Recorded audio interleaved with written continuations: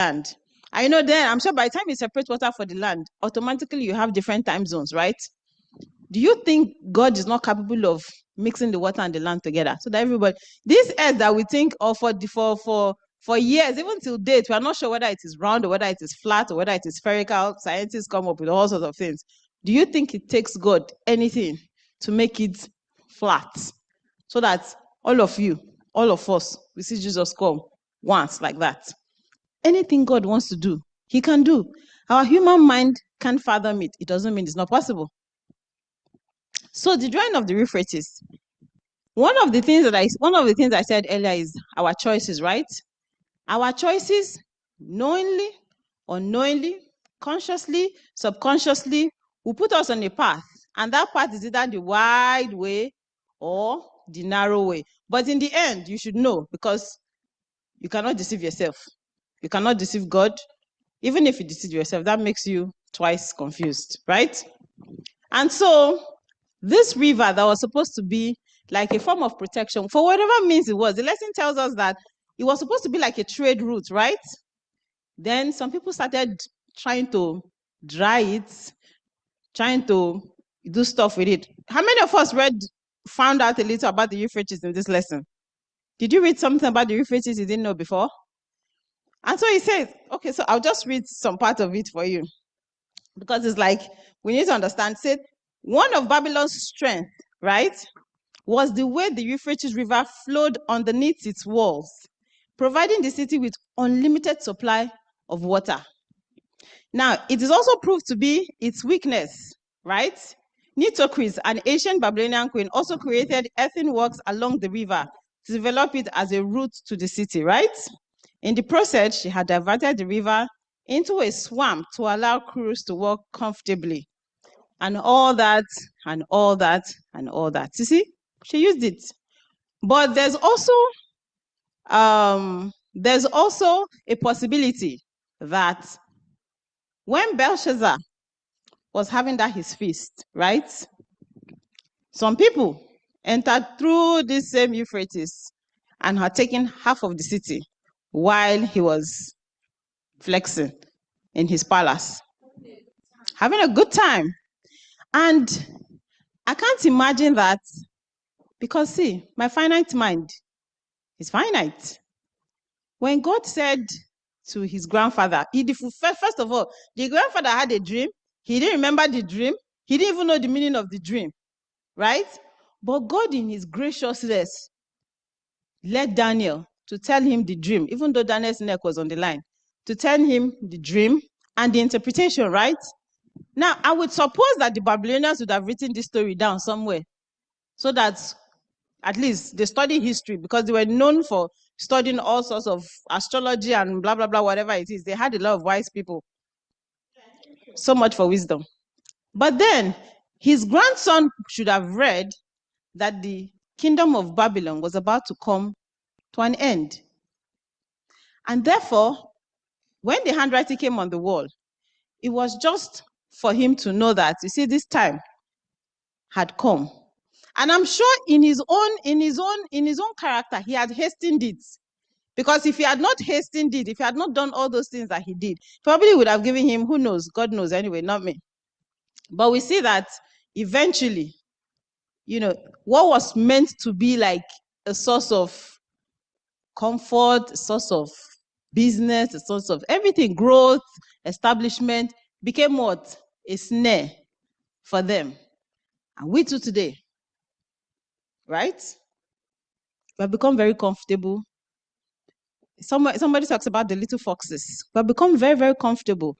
Our backyard is bigger. Our fences are higher. We have so many colors right now, and we have let down our guard. And the little foxes. And by the time you know what happens, it's too late. And that takes me to the story of Job. You know what they said about Job? That in all of the East, there was not a man like Job. Do you know what Job would do? Job would make sacrifices weekly in case his children, he just had to maintain it in case his children had sinned, or in case, How many times do we call ourselves to audit? Like this week, how did I do? What did I say when I was in traffic? How did I treat the person in my office? How did I talk to my children? How did I talk to my husband? How did I relate to people in church? Did anybody, and at the end of the week, ask yourself, oh, I would either try and remedy it, because if you did something to somebody, you should try and remedy it. Oh, I didn't mean that, or I'm sorry about this if you took it the wrong way. Do you understand? You just have to audit yourself, because little foxes, it's about choices. And at the end of the day, you tell yourself, it doesn't matter. And you know what we tell ourselves right now? That is who I am. That's just me. That's just the way I am. Unless the life of Christ reflects in you, I have not started my Christian walk. If you can still say, oh, somebody annoyed me to the extent that I'm not going to go to the church, or if I go to church, the person sits this way, I'll sit that way, our Christianity has not started. Sister Gold. Okay. I was just, this area made me remember the lessons we studied a few weeks ago about letting the guardrails down. Mm-hmm. God created this world, and even at work, every place has rules and regulations. Even marriage, even your workplace, even God Himself. There are rules of engagement. When we become very complacent and we're doing things our own way, we're not praying in the morning. Belshazzar is very, very far away. He forgot what happened before he got there. He felt so good. And so, come on, the audacity that he has. Isn't that audacity here now? Well, it is. If you look around you, people are making decisions in high places that you never thought would happen. And it's not going to get any better. It's going to get worse. The audacity of people ignoring that there's a God who created heaven and earth. They just do anything they like, even in our little corners. We're letting the guardrails down. That's what dried the Euphrates. Mm-hmm. When we do number one, number two, like you have been saying, it doesn't matter. Compromise is like a cankerworm. You get away with one, you have another reason. You take another reason, and we won't even be able to know that we are completely lost, but we're still in the church. So, and the falling away, like that was saying, it has started happening. It's not coming, it's here.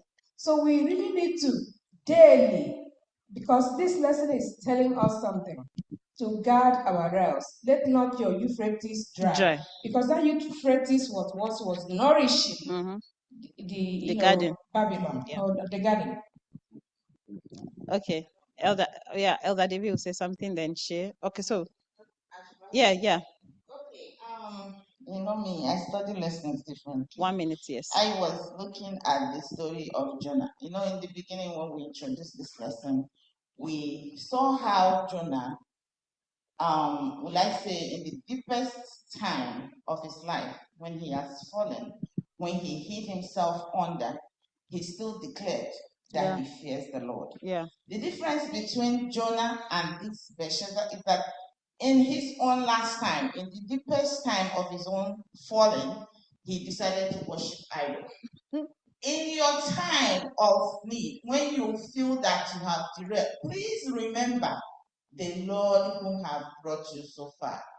In that time when you feel that you have gone away from God, please, my church members, my Adventists, my friend, remember to declare that you serve the Lord.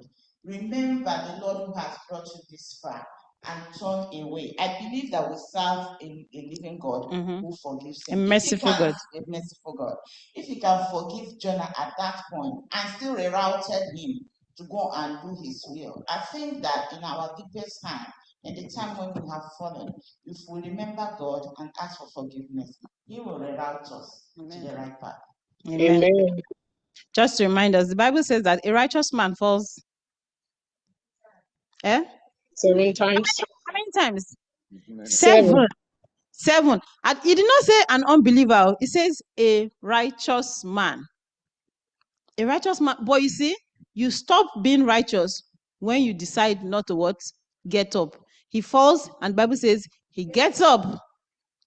There's no competition in this race. You see, we are the ones that burden ourselves in this Christianity. You see, this Christianity, don't ever think to yourself that the moment you tell yourself you have arrived, like Elder said, pride has entered and you are not going anywhere. As a matter of fact, you have stopped growing. Every day, work out your salvation with fear and trembling.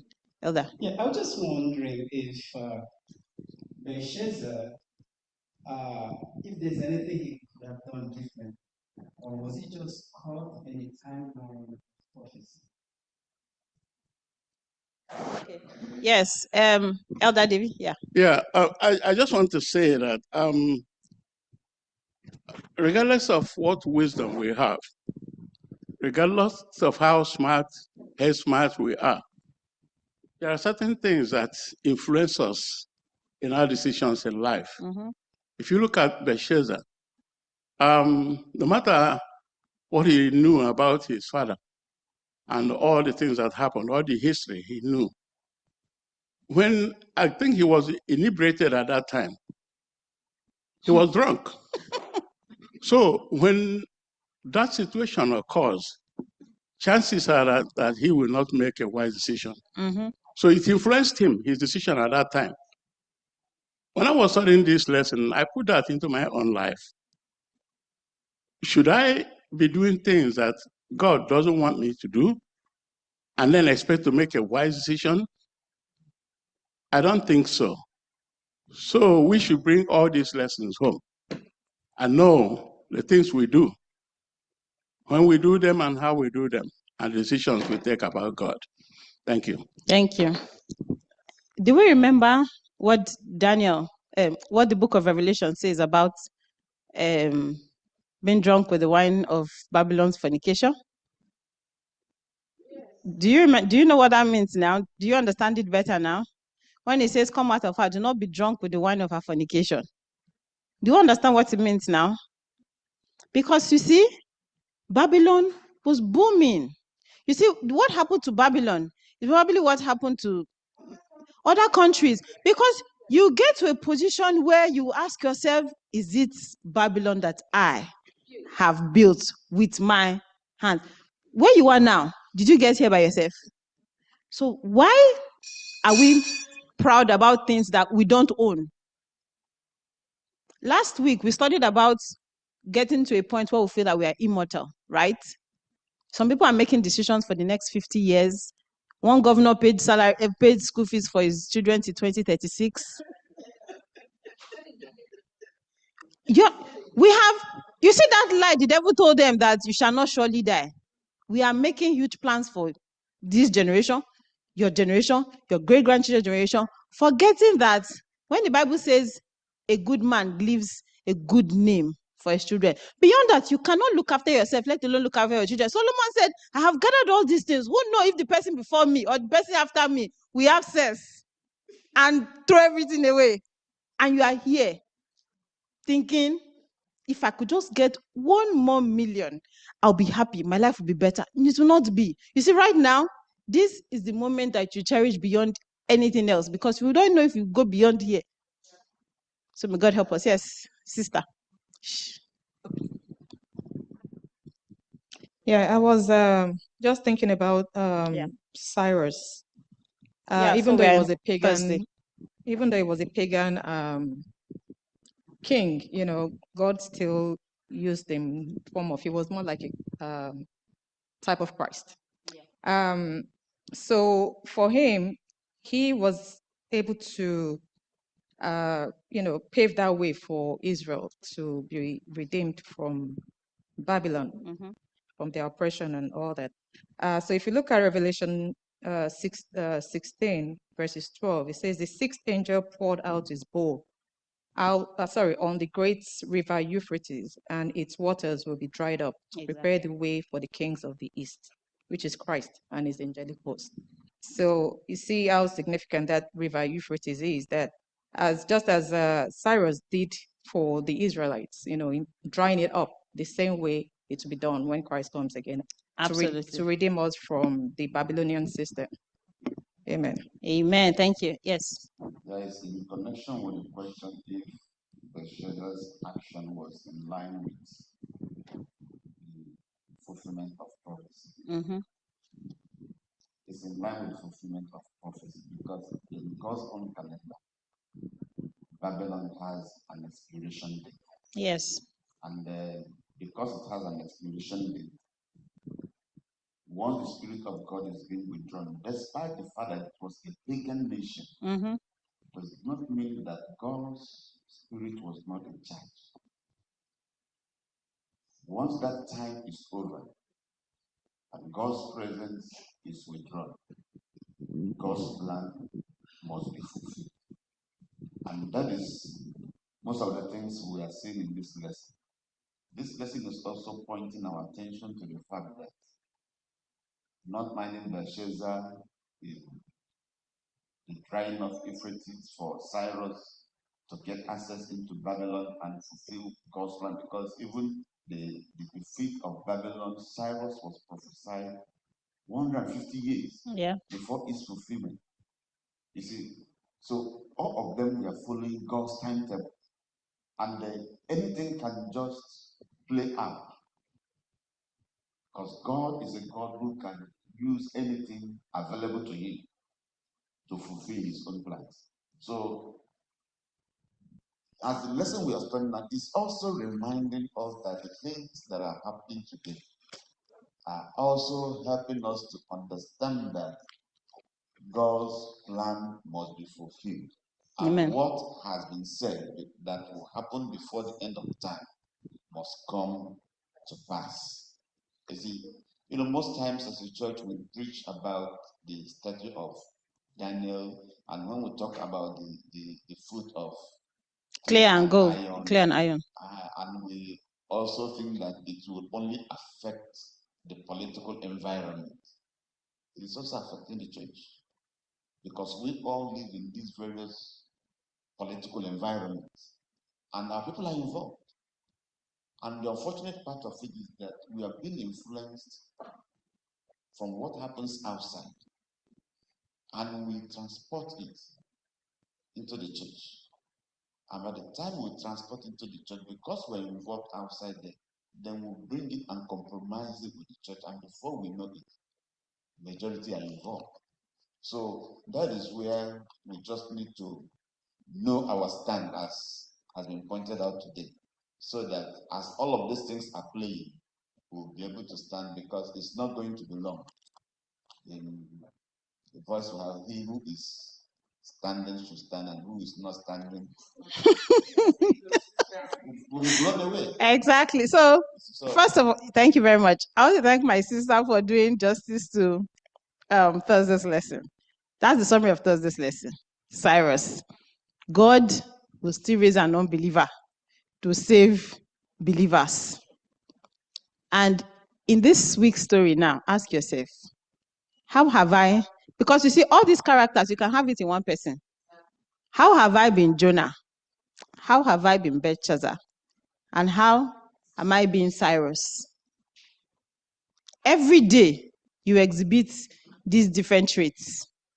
May God help me as I'm here, Yinka, to make choices that every day will portend to where I want to end in the end. Where God wants me to, where we all desire to go to heaven. But you see, you cannot go to heaven. You cannot get to heaven without behaving how people in heaven behave here. Heaven is not a place where you go and learn new tricks.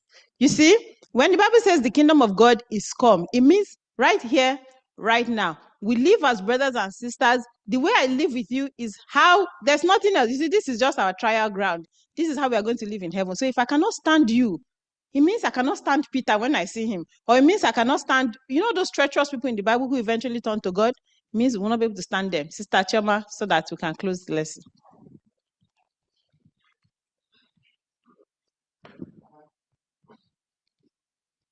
Hello, happy Sabbath. Happy Sabbath. Sorry, I'm very sorry to draw us back, but I was driving when we were studying, so I didn't want to unmute, and maybe you guys couldn't hear me.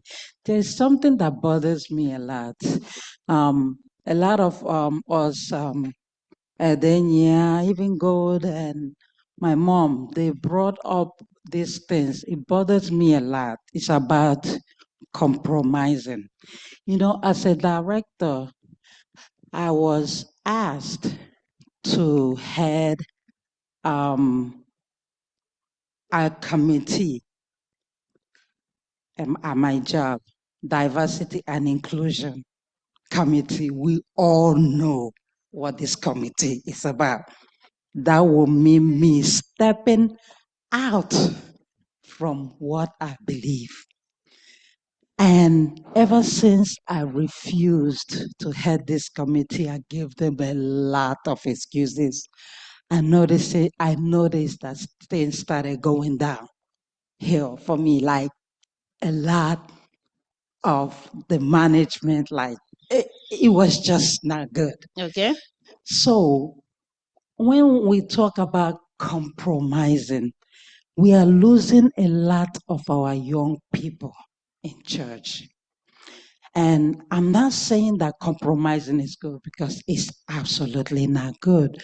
But how do we balance it where we'll bring them back? Because once we are gone, they are the ones that will take over from us. They will be the ones to continue this journey.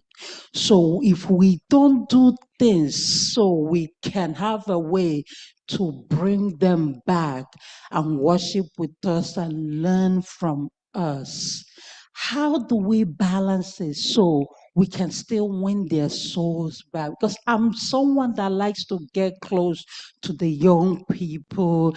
Like, I have trained them, even in this church, from when they were little. I used to teach them. So I know they listen to me, but like, there's a certain way that I have to do things that they will still see me as that person, and still, I don't even know how to put it, but that's Thank you, Sister Choma. You remember when we said that this journey is a personal one? We should not think that our children will continue our journey. Are they continuing our journey? They are not. Are they taking over from us? They are not. When your work is finished, it's finished. They are starting their own journey. You can help them to start their journey. You can help them, if they fall, to continue their journey. Everybody is on a journey, but God calls us to do the journey together. And so one thing someone said to me this morning is, how can a church that has corporate people keep them in church till 2:30? And I asked myself, remember those days when most of our parents were teachers and all that? They can come to church and stay till it's a whole Sabbath, because that's where they see everybody. Umuna is in church today, right? But you see, when we get to, and help me if this is compromise, but you see, your spiritual soul needs to be fed. That's how it is. A man shall not live by bread alone, but by every word that comes from the mouth of the Lord. The moment you are not feeding yourself with the word of God, what are you doing? What are you doing? If the Bible says man shall not live by bread alone, but by every word that proceeds from the mouth of the Lord, if you are not, you are what? You are what? You are dying. You're dying. That's what it means. And so unless we find a way to nourish these children, there's pretty much nothing we can do. And it doesn't have to be done your way. It doesn't have to be done my way. Find a way that works for them and feed them. May God help us in Jesus' name. Thank you, Sister God. Let's pray, let's pray, let's pray. Our Father and our God, we give you thanks for this study, Lord. We thank you for teaching us with the help of your Holy Spirit. Heavenly Father, these words that we have spoken, they are not ours, but yours. Even as you have led this word into our hearts, Lord, Father, help us not to receive them unto damnation. Help us to check ourselves. Help us to audit ourselves in the way that we are walking, oh Lord. Please help us not to be wicked. If there's any wickedness in us, oh Lord, Father, Lord, lead us in the path everlasting. As we have studied, Lord, every day we make choices and compromises are being made. Lord, please, may we walk in the straight and the narrow, O Lord our God. Give us the mind of Christ. Give us your Spirit, who is able to help us to do all things in Christ Jesus. We pray in Jesus' name. Amen. Amen. Thank you, Sister Inka. I just hit that in Sabbath. They keep that up so we can be seeing Sister Inka every 13th Sabbath. Amen. Amen. We pray that the good Lord will continue to bless your ministry in Jesus' name. You see, that question is very important, but I can assure you, once you keep saying it in the house, once we keep training our children the right way, they will learn. I want to tell you from my own experience, as adventurous as I was, if I wasn't born in an Adventist family, I don't know where I would have been now. Because I would have tested everything. I was telling Sister Chin the other day, Sister Chin Agu, I said, if I was not born an Adventist, I would have tested alcohol, I would have smoked, I would have done all that in the university. But once you want to do that, that thing will come to your brain, that in which your mother told you at home. No matter how you think you are wise, you're smart, you're sharp, you must always remember. So keep saying it in the house. They will remember. And I'm telling you, the Church of God will continue till Christ comes. In Jesus' name. Amen. It is now time for our Sabbath School expense offering. I urge you to please dip your hand in your pocket and support the affairs of the Sabbath School. If you have not collected your pamphlet, you know we always deliver. Please meet the NAMD and collect, and that will motivate you to dip your hand in your pocket now and bring those big notes and support the Sabbath School. Anyị apụghị ịkwụghachi ụgwọ ihe ọma niile meworo anyị Chineke. For those who are online, we have an Adventist giving platform. We have the Zelle, and we also have the Adventist giving app. It's a user-friendly app. Please make use of those platforms. Can you please display the online giving platforms that we have? Amen.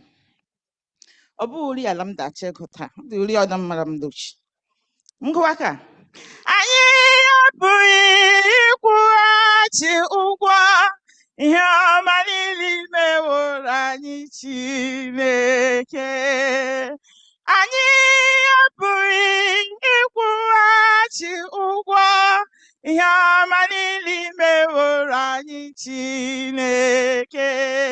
Inyere anyị ndụ, inyekwara anyị ihe oriri. Anyị apụghị ịkwụ ụgwọ ihe ndị a niile.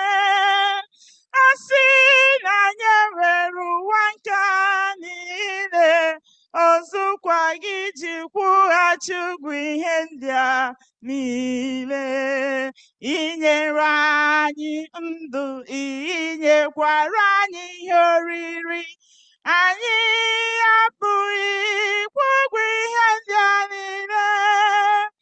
A sị na anyị enwere uwe nke a niile, ọzọkwa gị ji kwụghachi ụgwọ ihe ndị a niile.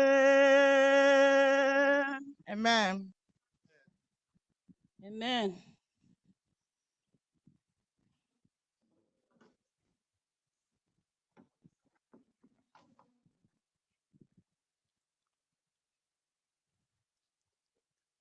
Happy Sabbath, everybody.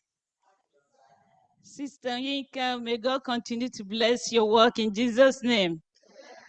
Wow. I always like to be in your class when you're here. At the beginning of this quarter, I told you people that as a child and even up to now, that I get dread of reading the book of Daniel and Revelation, if we remember. Yes, but this quarter's series and the lesson has taught me a lesson. I don't know if it did teach you. It has warned me. It has opened my eyes. And it has given me hope that regarding the trials coming up. Oburu, if I'm still alive when that trials will come, I ask that God will give me the stamina to stand it. So also I'm praying for you people. Remember, Jesus will come, and he will come in glory. There are two things in the prophecy. There are conditional prophecy, and there is unconditional one. The conditional one is when we sin and repent, God will forgive us. But the unconditional one is the assurance that Christ will come. So we have to prepare. I'll take us to the book of Matthew, chapter 25, verse 34. And that's the last word I'm going to use to summarize this lesson. Then the king will say to those on his right hand, "Come, you blessed of my father, inherit the kingdom prepared for you from the foundation of the world." May God bless us in Jesus' name. The series is gone. Now we're going to the book of Exodus. It's going to be fun. So we'll continue to study our lesson and put it in practice. May God bless us in Jesus' name.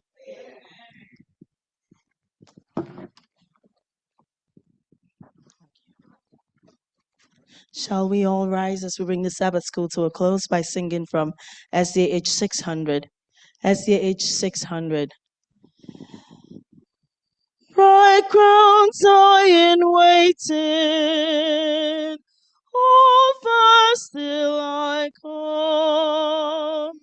Sweet promises given to all who believe. Behold, I come quickly, my own to receive. Hold fast till I come. The danger is great. Sleep not as to others. Be watchful and wait. Hold fast till I come. Sweet promise of heaven, the kingdom restored to you shall be given. Come enter my joy, sit down on the throne, bright crowns are in waiting. Hold fast till I come. We'll watch until prayer, when lamps burning bright. He comes to all others asleep in the night. We know he is near, but know not the day. A spring shows that summer is not far away. Hold fast till I come, sweet promise of heaven, the kingdom restored to you shall be given. Come enter my joy, sit down on the throne, bright crowns are in waiting. Hold fast till I come. Come enter my joy. Sit down on the throne. Bright crowns are in waiting. Hold fast till I come. Yes, this is our hope. 'Tis built on His word, the glorious appearing of Jesus our Lord. Of promises all, it stands as the sun. Behold, I come quickly. Hold fast till I come. Hold fast till I come. Sweet promise of heaven, the kingdom restored to you shall be given. Come enter my joy. Sit down on the throne. Bright crowns are in waiting. Hold fast till I come. Hold fast till I come. Sweet promise of heaven, the kingdom restored to you shall be given. Come enter my joy. Sit down on the throne. Bright crowns are in waiting.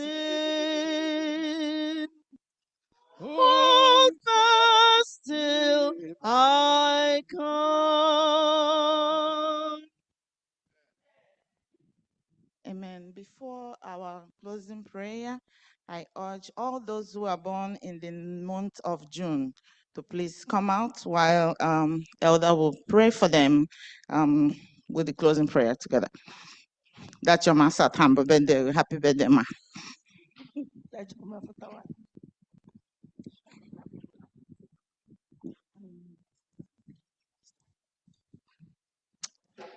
June celebrants.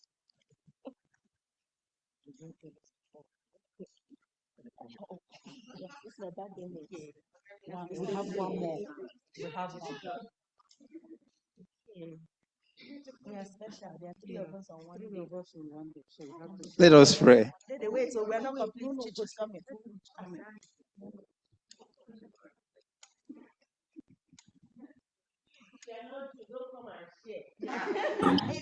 Happy Sabbath. Onyinyechi on the line too. Somebody's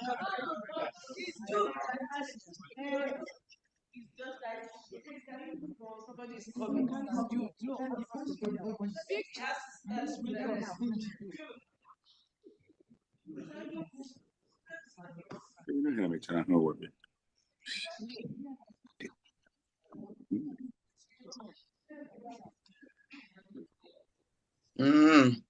A na-ekpere ndị Juu na-ekpere ndị ọda mont adịghị ka ekpelawo. Okay.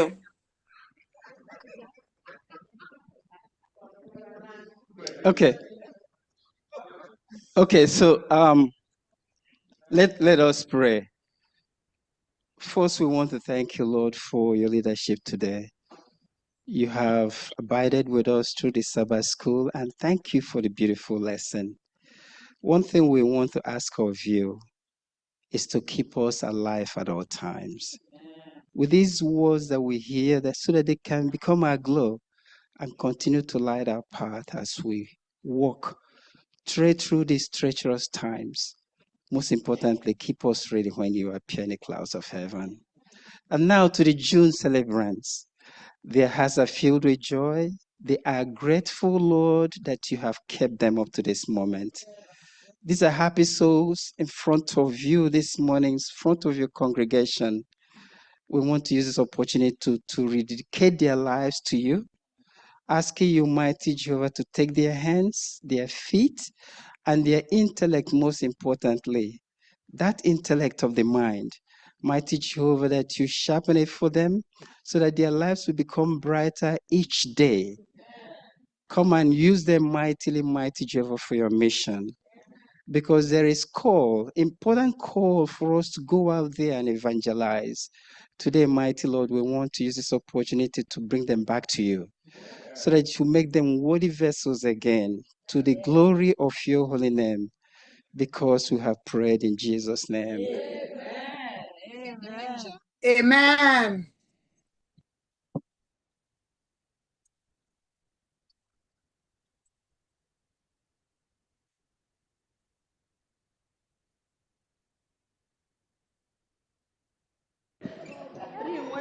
Yes. Amen. Amen.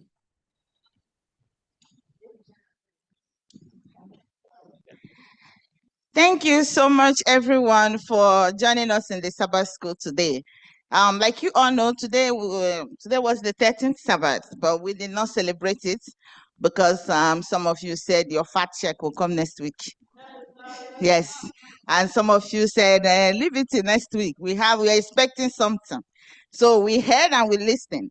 So next week we'll be celebrating our 13th Sabbath. Please come to church on time. Our Sabbath school still starts 9:30 a.m. We are starting a new quarter next week. It has been introduced, the book of Exodus, and please, those who are here and those who are online, please remember to join our pastor every Friday as he brings this lesson to us, so that when we come here on Saturday, it will be a summary. Thank you for keeping a date with us. Those who have joined us online and those who are in person today, we appreciate you. May you continue to join us every Saturday. And I pray that the good Lord will keep you safe till we meet you again next Saturday, same place and same station. In Jesus' name. We welcome you to Sabbath. We are happy that you are here. Happy Sabbath day. Happy Sabbath day to you all. Till we meet again. Our first elder, can you come, please? David Beato. I've been having confusion whether to go ahead with this or not, but I'm pressed to go ahead with it. It's because of Sister Yinka that taught the lesson today.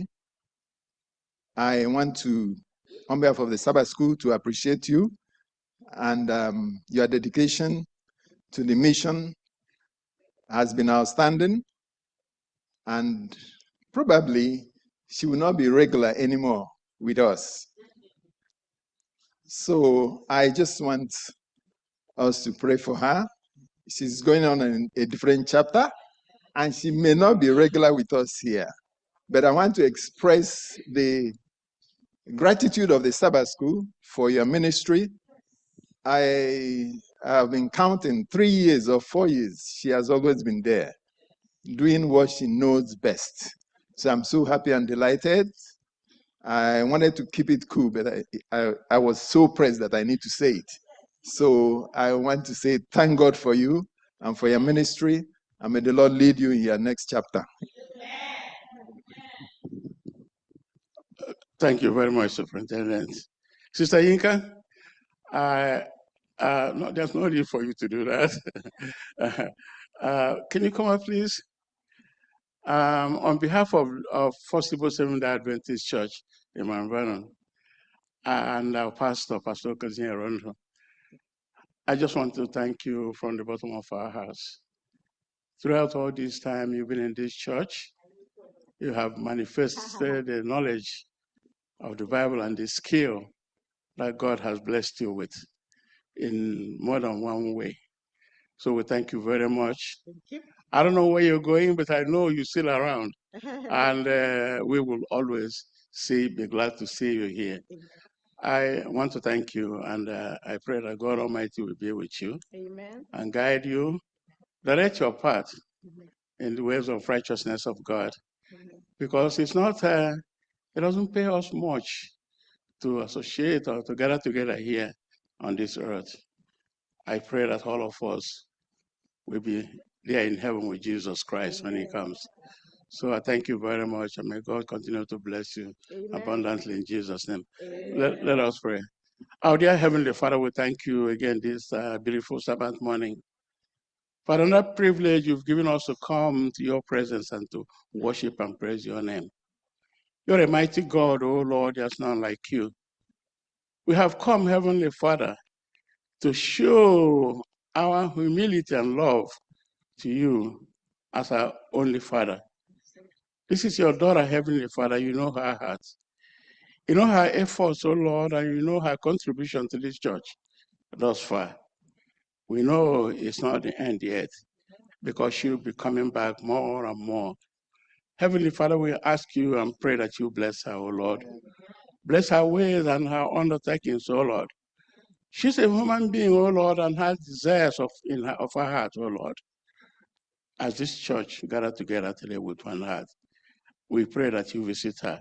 Amen. Grant her her desires in Jesus' name.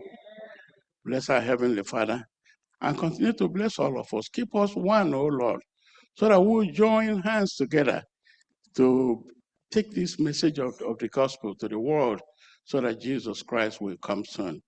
When it does, oh Lord, we pray that you remember all of us. Amen. Not through our own righteousness, but through the righteousness of Christ. Amen. In us.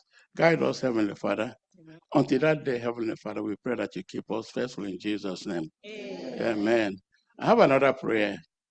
Heavenly Father, I thank you again this morning. We have come with gratitude and joy to praise you, O Lord, for our son. Our son who went away about 2.5 weeks ago. We heard from him finally, Heavenly Father. I'm talking about no other person than Dede. Everybody knows him as Dede. I call him Man Mountain. Heavenly Father, every time I come here, I go upstairs. I don't see him. I miss him, Heavenly Father. We thank you, O Lord, for him, because sometimes we cry for things that happen to us on earth, but we don't know your desire, O Lord. I pray, Heavenly Father, that you use him like you use Daniel, Meshach, and Abednego to convert the hidden king, Heavenly Father, and the kingdom. And they forgot about the golden image and worshiped you as their creator and God. I pray that you use him, O Lord, keep him safe.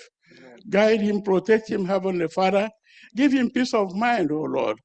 Set him apart in the midst of the crowd, oh Lord, so that they will see him and ask, who do you worship? Lord, use him, oh Lord, to convert many over there. Amen. We don't know your purpose, Lord, but I know that you put him over there for us for a reason. Manifest that reason, Heavenly Father. Amen. Guide him, protect him, oh Lord.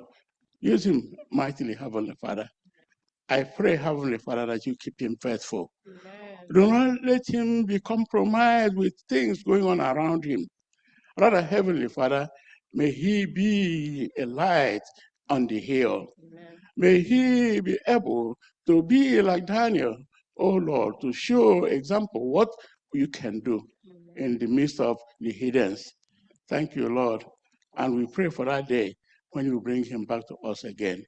Keep himself until then. In Jesus' name we pray. Amen. Amen. Thank you, God. Thank you very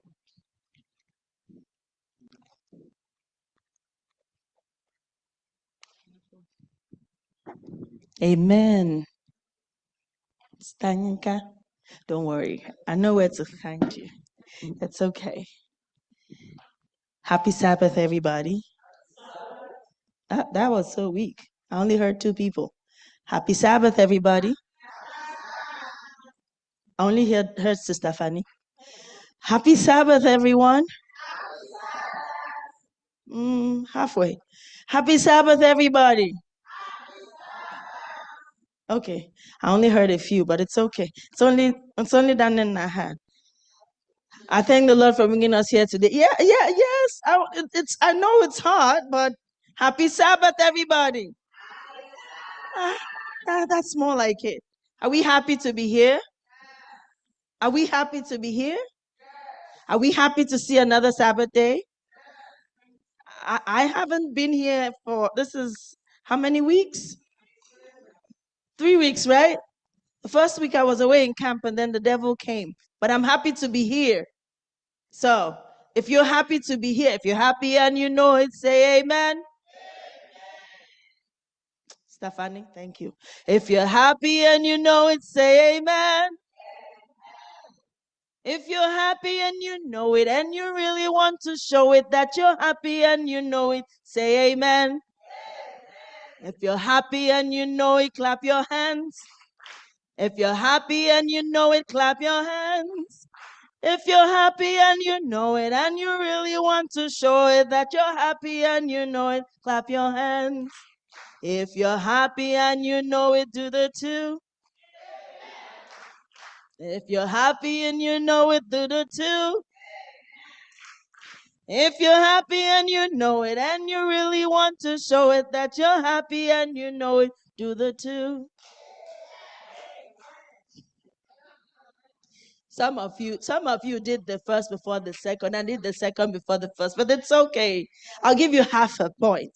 Okay? It's okay, Stephanie. We'll let them go. The heat is a little bit. My hands are filled. I don't believe that. My hands are filled with the blessings of God.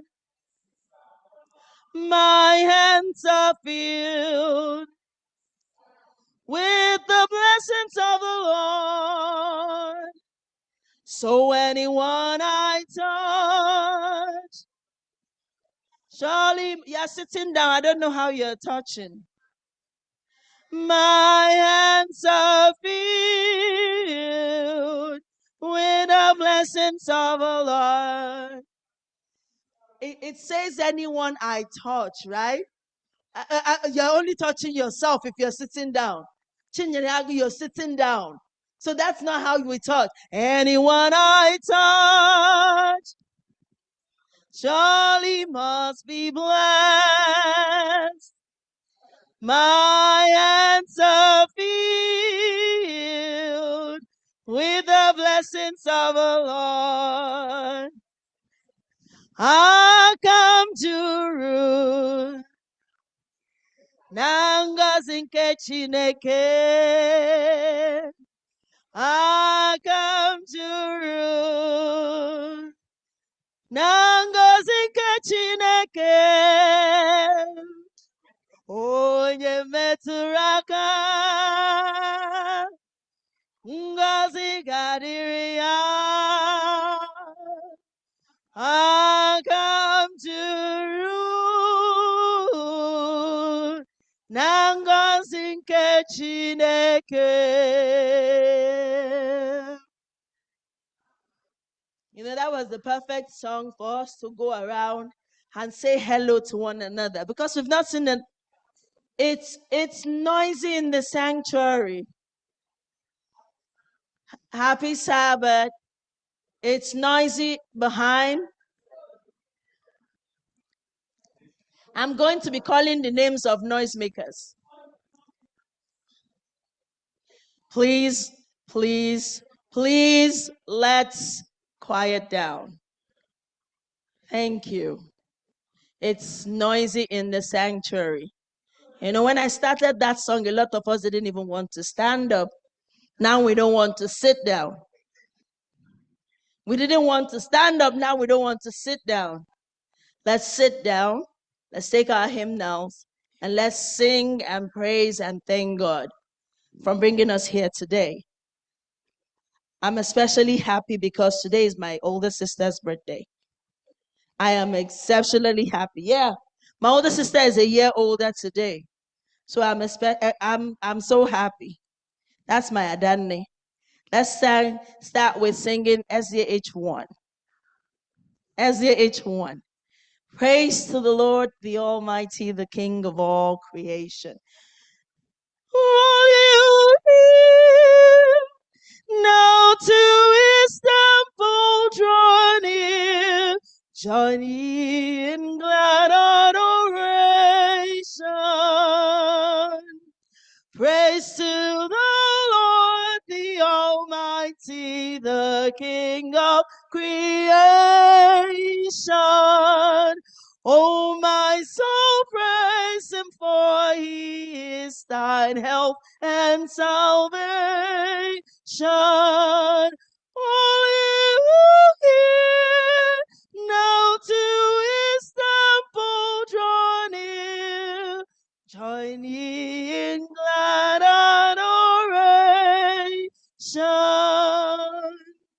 Praise to the Lord, who all things so wondrously reigneth. Shieldeth he under his wings, he so gently sustaineth. Hast thou not seen how the desires have been granted in what he ordained? Praise to the Lord, who doth prosper thy work and defend thee. Surely his goodness and mercy here daily attend thee. Honor on you, what the Almighty can do, if with his love he befriends thee. Amen. Now, while we're still in the process of praising, let's sing hymn 4. Praise my soul, the King of heaven. To his feet thy tribute bring. Praise him, Hallelujah. Praise the everlasting King. Praise him, praise him. Hallelujah. Praise the everlasting King. Praise my soul, the King of heaven. To his feet thy tributes bring. Ransomed, healed, restored, forgiven. Who like thee is precious sing. Praise him, hallelujah. Praise the everlasting King. Praise him for his grace and favor. To our fathers in distress, praise him still the same forever. Slow to chide and swift to bless. Praise him, hallelujah. Glorious in his faithfulness. Tenderly chills and spares us, will our feeble frame he knows. In his mercy gently bears us, rescues us from all our foes. Praise him, hallelujah. Praise the everlasting King.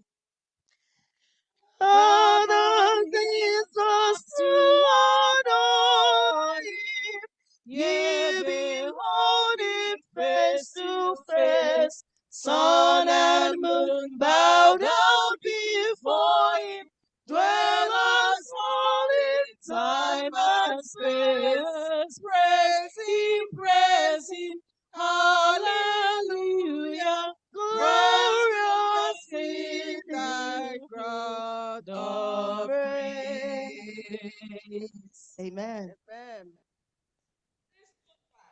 625.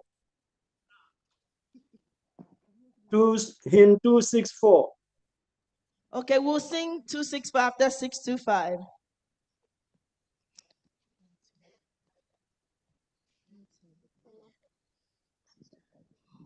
Higher plane than I have found, Lord, plant my feet on all your ground. I'm pressing on the upward way, new heights I'm gaining every day, still praying I onward bound. Lord plants my feet on higher ground. Lord lifts me up, and I shall stand by faith on heaven's stable land. Higher flame than I have found. Lord plants my feet on higher ground. My heart has no desire to stay where doubts arise and fears dismay, though some may dwell where these abound. My prayer, my aim is higher ground. Lord lifts me up, and I shall stand by faith on heaven's stable land. A higher plane than I have found. Love plants my feet on higher ground. I want to scale above the world, though Satan starts at me a halt. For faith has come, the joyful sound, the songs of saints on higher ground. Lord lifts me up, and I I shall stand by faith on heaven's stable and a higher place than I have found. Lord plants my feet on higher ground. I want to scale the utmost height and catch a glimpse of glory bright. But still I pray till heaven I've found. Lord, lead me on to higher ground.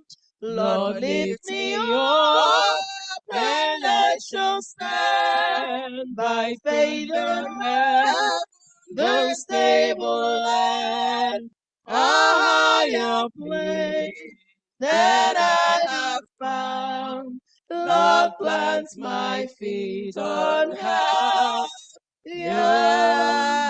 ground.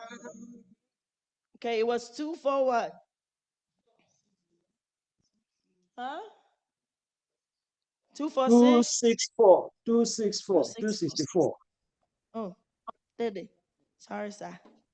SDH 264. Oh, for the flame of living fire. Yes. Come in distress, in danger, wound.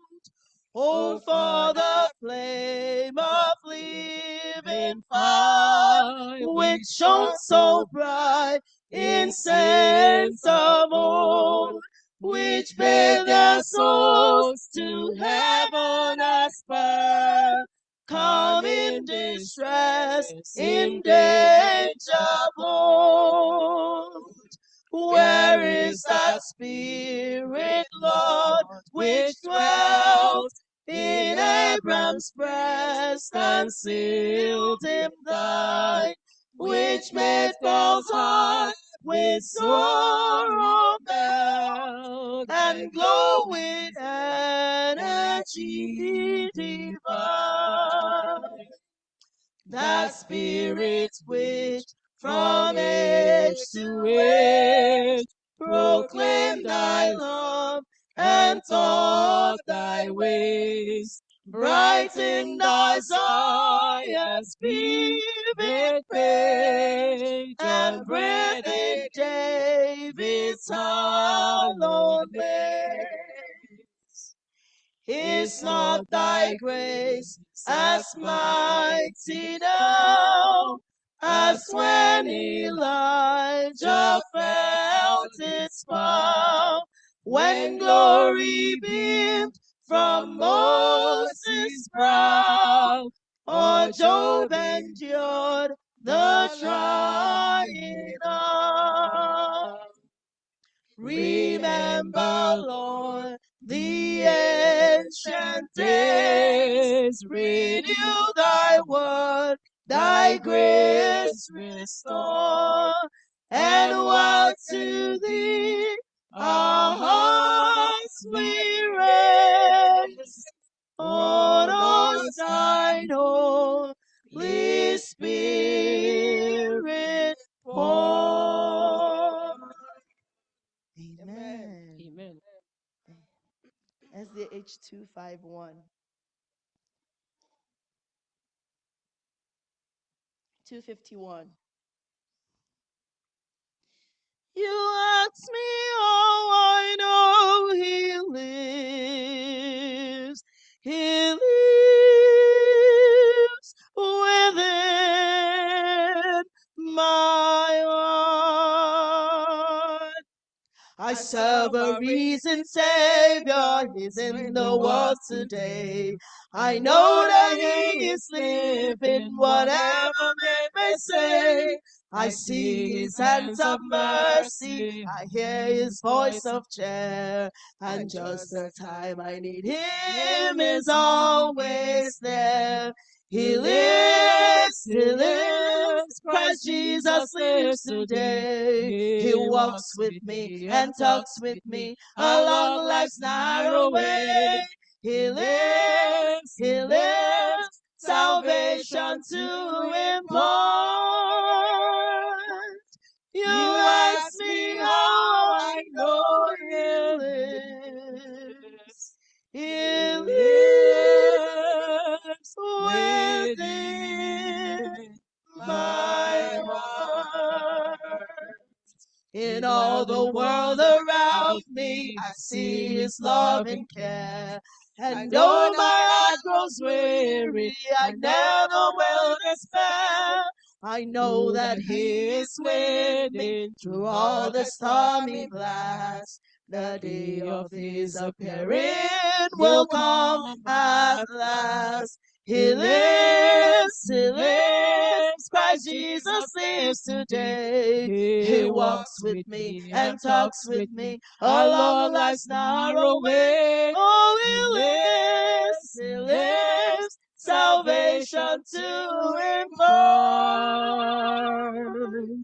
You ask me how I know He lives. He lives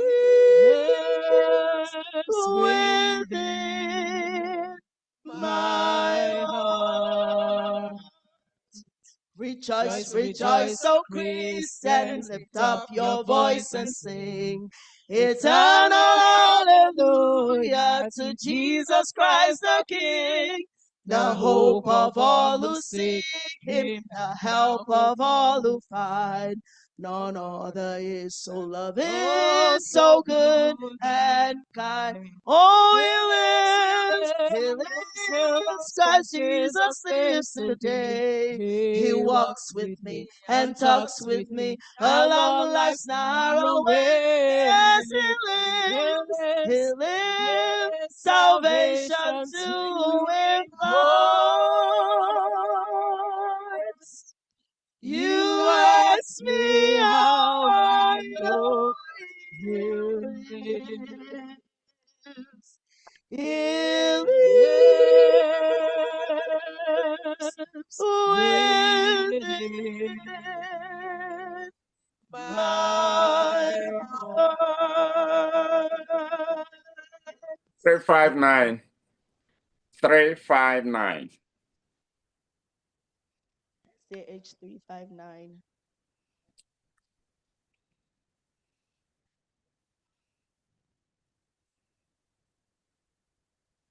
Here am I, O Lord, send me. Hark the voice of Jesus calling, who will go and work today? Fields are wide, the harvest is waiting, who will bear the ships away? Loud and long, the Master calleth, rich reward He offers free. Who will answer gladly, saying, Here am I, O Lord, send me. If you cannot be the ocean and the hidden lands explore, you can find the hidden nearer. You can help them at your door. If you cannot speak like angels, if you cannot preach like Paul, you can tell the love of Jesus. You can say He died for all. If you cannot be the watchman standing high on Zion's wall, pointing at the path to heaven, offering life and peace to all. With your praise and with your bounties, you can do whatever demands. You can be like faithful Aaron, holding on the prophet's hand. while the souls of men are dying, and the Master calls for you. Let none hear you idly saying, there is nothing I can do. Gladly take the task he gives you. Let his work your pleasure be. Answer quickly when he calls. Hear our voice, O Lord, send me. Amen. Okay. Shall we all rise?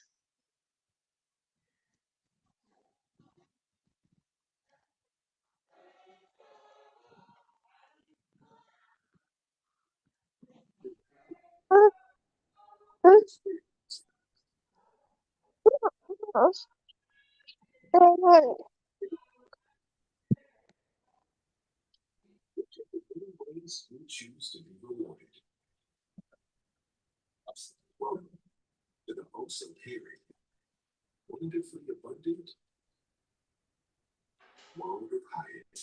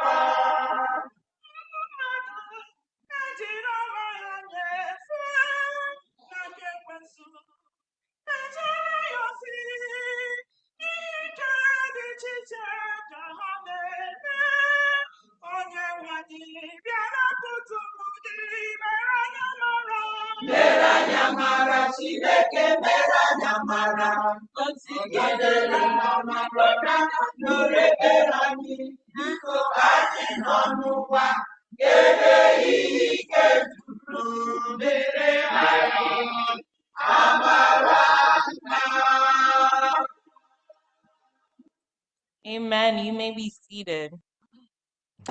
Happy Sabbath, church. These are the announcements for today. Next week will be 13th Sabbath, so let us all prepare.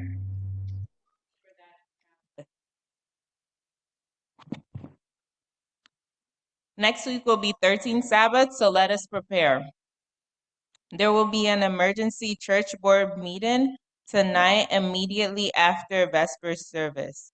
All board members are requested to attend this very crucial meeting as some very important things will be discussed. The Men's Week of Prayer will be held July 13th to 19th. Everyone is invited to attend this spirit-filled lesson with the Lord.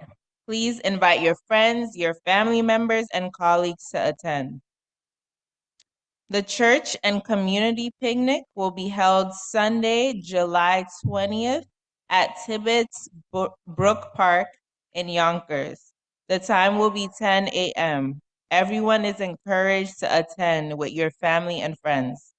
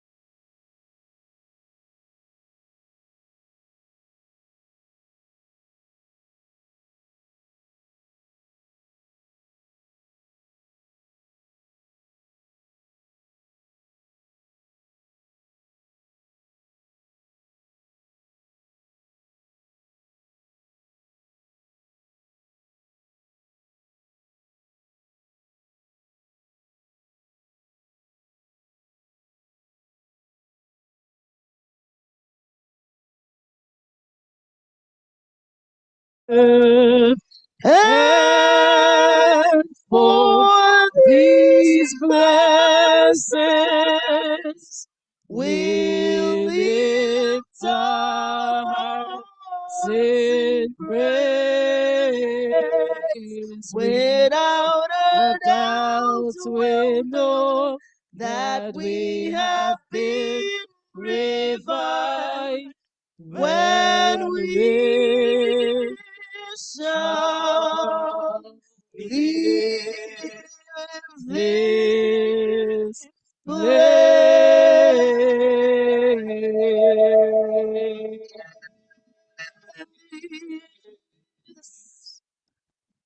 Father in heaven, before your awful presence, your sons and your daughters have gathered in worship. Thanking you for your leadership in our life. Thank you for protection and your guidance. Therefore, Lord, let our worship today be accepted before your throne of mercy like sacrifice with sweet fragrance. And may you bless your people from on high. In Jesus' name we pray. Amen.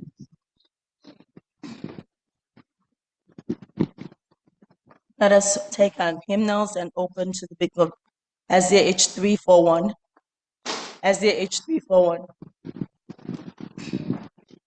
To God be the glory, great things he hath done.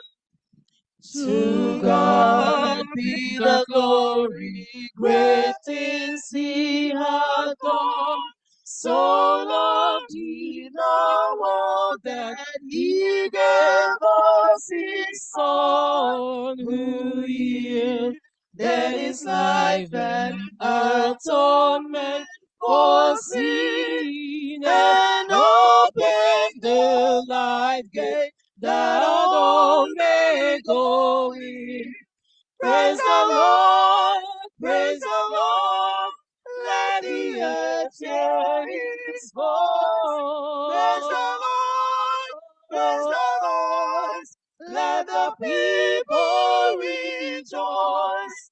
Oh, come to the Father through Jesus the Son, and give him the glory.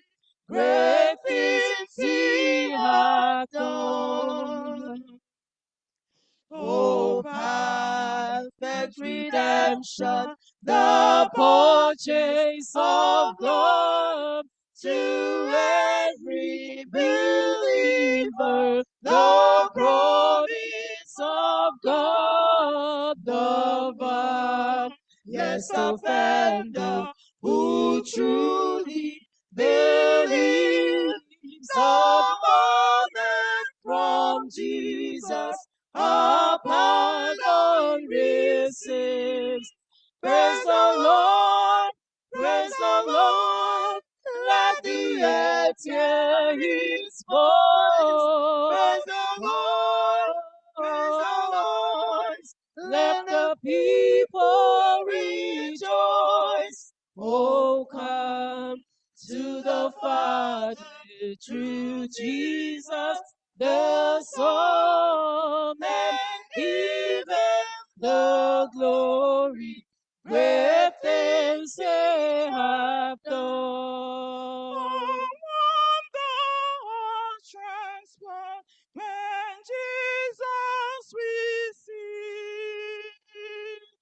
Great things he hath taught us, great things he hath done, and greater rejoicing through Jesus the Son. But pure and higher and greater will be our wonder and transport when Jesus will sing.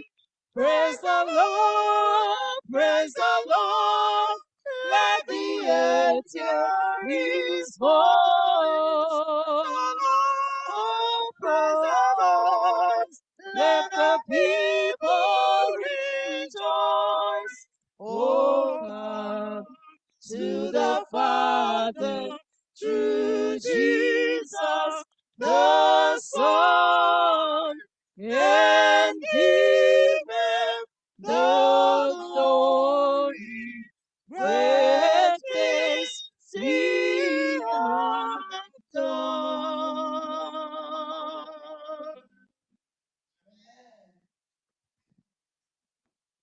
Come ye disconsolate.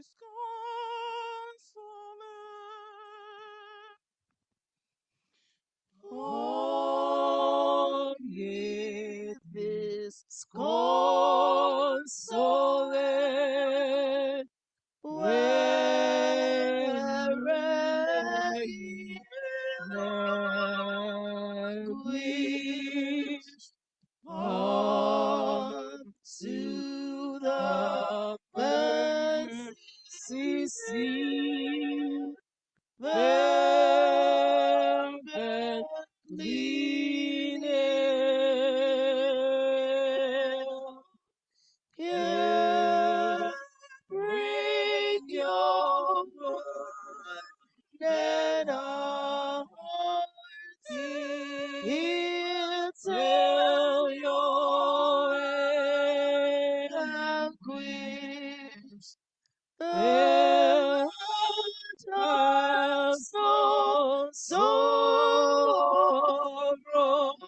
that heaven cannot heal.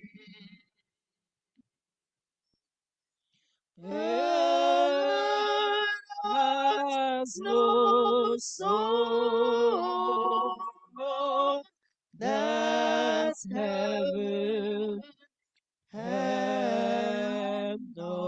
heal.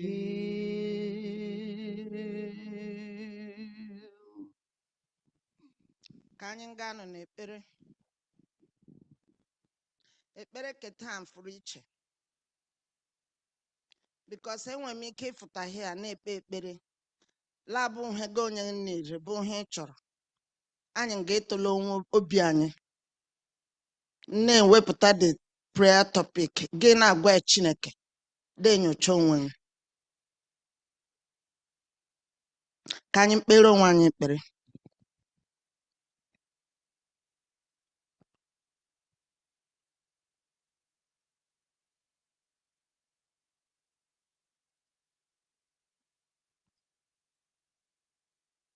Chineke nke eluigwe onye pụrụ ime ihe niile, onye kere eluigwe n'ụwa n'uju ya na ihe niile dị n'ime ya, we thank you for bringing us here today. We thank you because your presence is here. We thank you because you don't want to miss none of us in heaven. Lord, you said there is joy over one sinner than 99 that need no repentance. We are that one, each one of us. We are lost in one way or the other. And we are praying for ourselves that you accept us in your heavenly kingdom in Jesus' name. Father Jehovah God, hear our prayers. However we say it, please, you know what is in our heart. Lord, you know what we need. And Lord, we say, please come to us, hear us in Jesus' name. Now, let us pray over the lessons we've been learning, which ended today, and we are going to start another one. I learned a whole lot of things, and then I'm searching myself. Please, let us search ourselves and ask God, wherever we are going wrong, you are the one that knows. And if you don't know what your sins are, begin now to ask God and let God open your eyes so that you can make amends, because the time is no more. Go ahead and pray for yourself.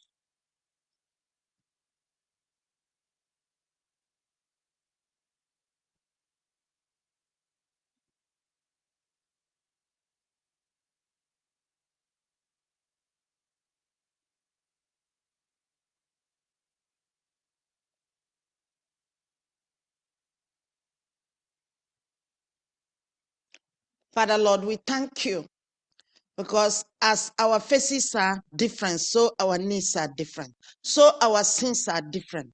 So our righteousnesses are different. We are voicing it out in one way or the other to you. Whatever our sins are, that we make you not to hear our prayers at this time. We ask, oh Lord, you cleanse it in the blood of Jesus. Take over everything that will debar us from inheriting the kingdom of God. Is it the way we have no forgiveness in ourselves? We can't forgive our brothers or sisters. We are in the same church, but we don't talk to each other.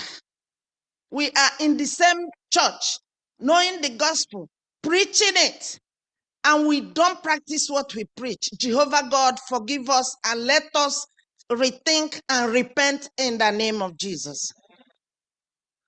Father Lord, don't let us regret, because the time is near. You said when things that don't happen before starts happening, we know that these are the signs that your coming is near. A whole lot of things are happening that never happened before, that is never dreamt of. Father, we have gotten that message. And that message, we are not able to spread it around. Father, please, Lord, help us so that we can tell somebody about you so they can change their lives to you in Jesus' name. Now, let us pray for Christians all over the world that are being killed by Muslims, by different set of people. They go to churches, they bomb churches, they go to houses, they go to where Christians are gathering, and now they are planning to do so much now in the East, all to Christians and even non-Christians. Please let us tell God to help us and stop this. Let their idea be the idea that Ahithophel had. When he thought he knows it all, he planned something that helped your own people. So when they are planning to kill the remaining Christians all over the world, Father, let it be to your glory in Jesus' name. Let us pray.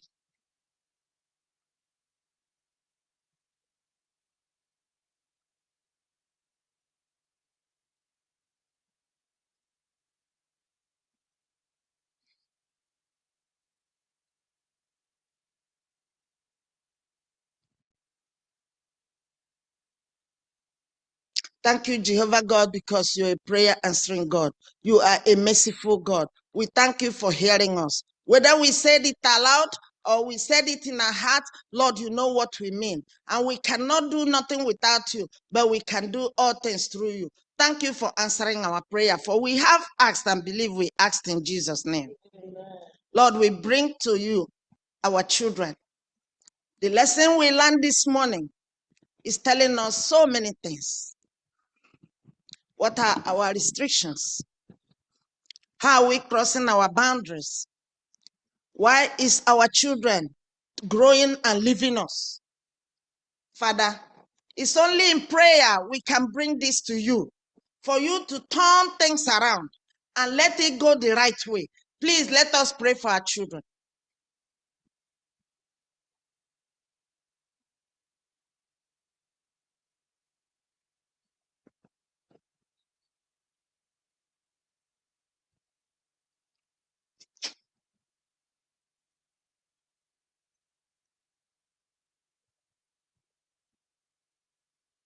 Thank you, O Lord, for the children you have given us in this church.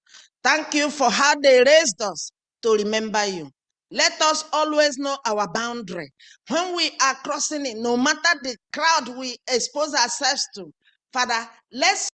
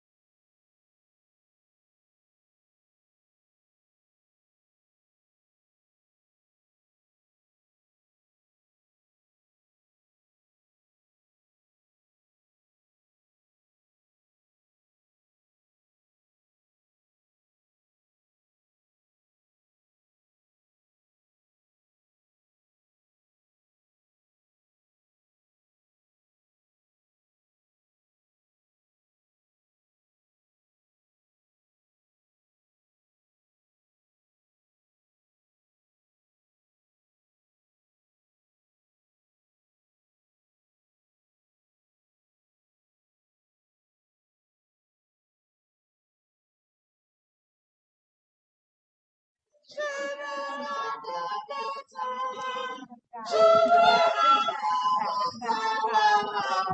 yes, oh yes, oh yes, oh yes, oh yes. We are children of a better Lord, children of a better Lord, children of a better Lord. Oh yes, oh yes, oh yes, oh yes, oh yes. Tankalomahu, tankalomahu, tankalomahu. Ewo, ewo, ewo, ewo, ewo. One more time. Anyị bụ tankalomahu, tankalomahu. Oh, Montancalamahu, ewo, ewo, ewo, ewo, ewo. One more time. Anyị bụ Montancalamahu, Montancalamahu, Montancalamahu. Ewo, ewo, ewo, ewo, ewo. One more time. We are children of a better land. Children of a better land. Children of a better land. Oh yes, oh yes, oh yes. Oh yes, oh yes. Do we have any more parents that want to give us money? Jobless human beings, but every 13 Sabbath we get the cup. Jobless human beings. You see this? Sabbath school, let me tell you guys, every time you move 13 Sabbath, you give us one more week to even win more cup. Jobless human beings winning cup. Yes, that's how we do it. Any more? Do we have to sing the song one more time to collect more money? Don't be jealous. This time we will win all the 3 cups. Very good. Good morning, boys and girls. Good morning, daddies and mommies. Did you guys eat breakfast? Even my kids are saying more good morning than you guys. Even though we don't have any money, we don't have any job, but we still have money, right? Yes. All right.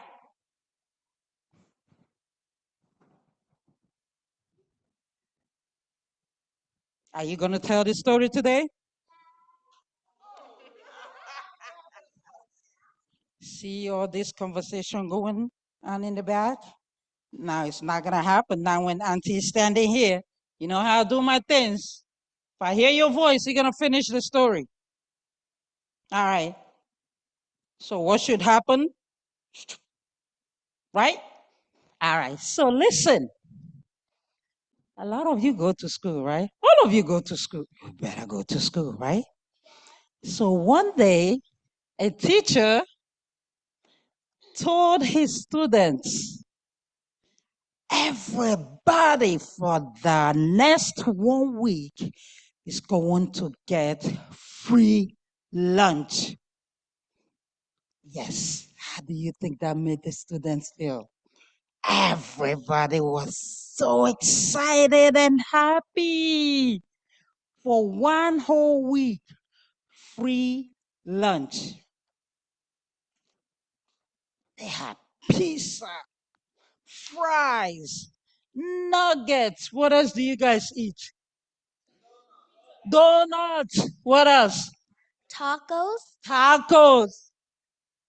chicken nuggets, Chicken nuggets. pizza, hot dogs, Ooh, they had hot dogs too. ice cream, Food. They had ice cream too. pizza, Yes, pizza. burgers, Ooh. Hamburger and cheeseburger. Big Macs, Wow, yes. mozzarella sticks, All of that they had. ices. Oh, wow. Wow, you guys are making me hungry now. They had all of that in there. Everybody was so happy. It started on a Monday. Come Friday, the teacher said, guess what, guys? Today is the last day of free lunch. Why? Why? That helped a lot of us, teacher. Why do you have to stop the free lunch? He said, you know what? Every day I bought the lunch with my money and fed all of you. Did anybody remember to say, teacher, where did the money come from? Did anybody say, thank you? Did anybody come to the teacher and say, did you eat today?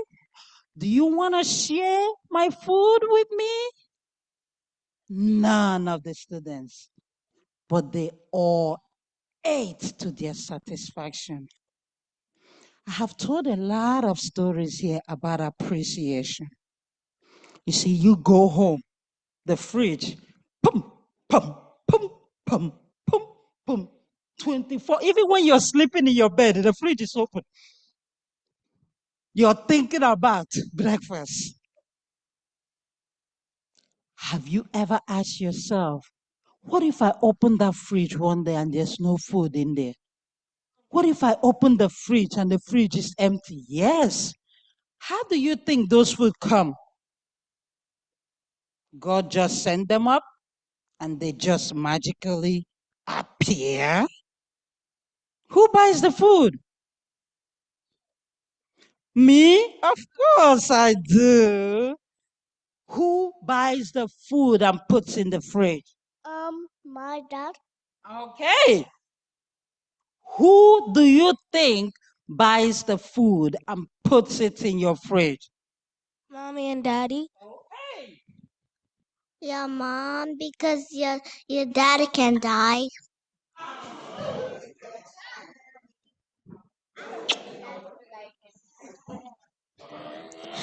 Our uncle or grandma. All of that, that's our parents. Now I'm going to ask you, how many of you can truly say that every single time that they eat, they go to mommy and daddy and say, thank you for the food? Can you just listen? Before you raise your hand, don't joke with me. You know how I do my things. Mommy and daddy are sitting in the audience. Don't lie to me, because you know what? I'm going to go ask them, and you know mommy and daddy are not going to lie to me. How many of you can truly say that every single time that you finish eating, that you say thank you? How many of you can even say that they have asked, mommy, daddy, have you eaten today?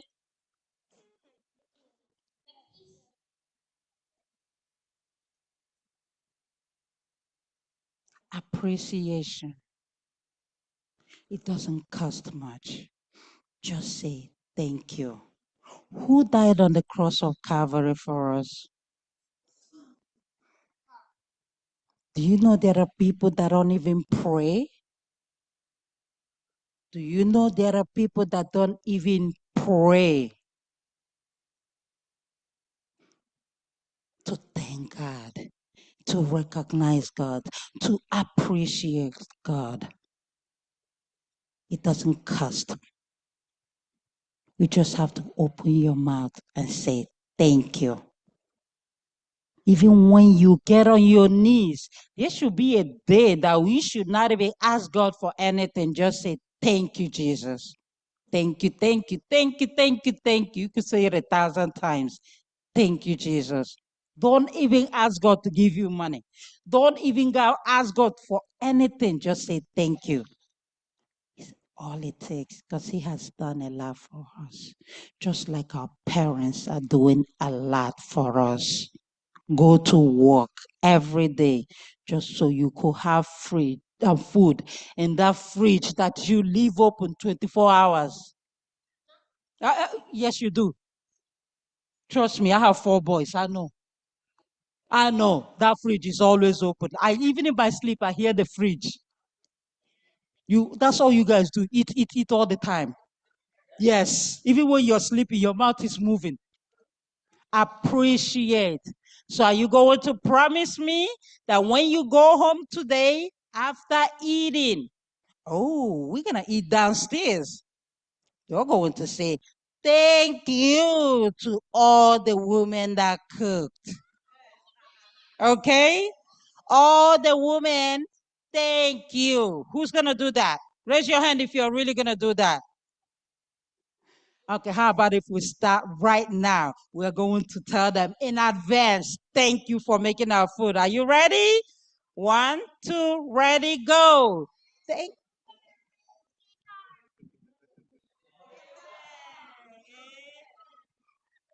When you're ready, let me know. I can't hear you. I was standing right there and I couldn't even hear you. Let's go. One more time. 1, 2, ready, go.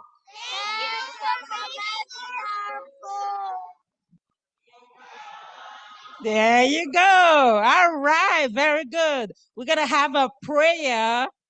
Don't raise your hand. Don't raise your hand yet. The prayer is just going to be about appreciation, about thanking God for dying on the cross of Calvary, thanking daddies and mommies for taking care of us. That's what the prayer is going to be. Okay? Who's going to pray? Okay. There's still a lot of hands up. Did you guys hear me? You guys hear me? What is the prayer point? Appreciation. So if you come up here, you're just going to appreciate, right? All right, let me see. We're going to have 1, 2. I'm going to have 2 boys and 2 girls. Hold on. You little ones are always praying every Sabbath.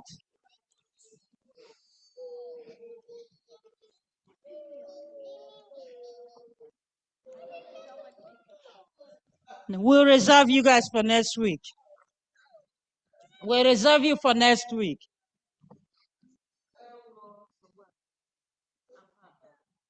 Ngwala, come, let me carry you. I'll carry you. You ready to pray? Very good.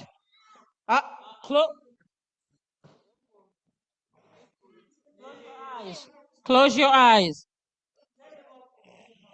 Yeah. God, may you bless us and may we appreciate what you have done for us. You died for us and may we appreciate what our parents have done for us. In Jesus' name, amen. God, thank you for providing food for us. Thank you for providing water for us and health for us. We appreciate you very much. In Jesus' name, amen. Amen. We appreciate you, God, taking us to church safely today. We appreciate for not making us poor. We appreciate for making us survive. In Jesus' name, amen. Amen. Dear Heavenly Father, thank you for this day. Thank you for dying on the cross for us. Because without you, if you didn't die on the cross, all our sins wouldn't have been taken. Thank you for providing us parents that buy us food. Thank you for giving us everything we need. Thank you for giving us life. Thank you for making us see another day. Amen. Amen.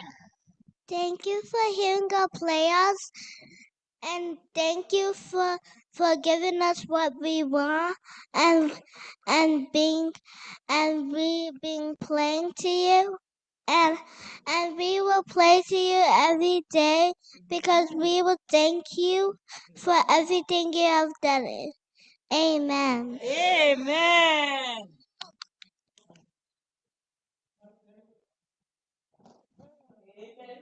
Amen. Amen. Amen. Dear Dear Heavenly Father, thank you for this day.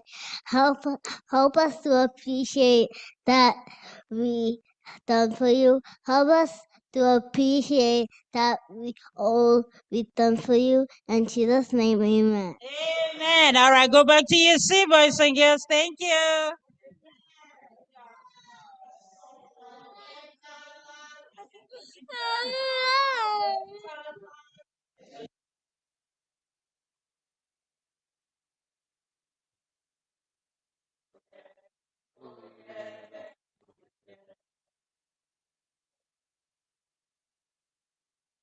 Amen.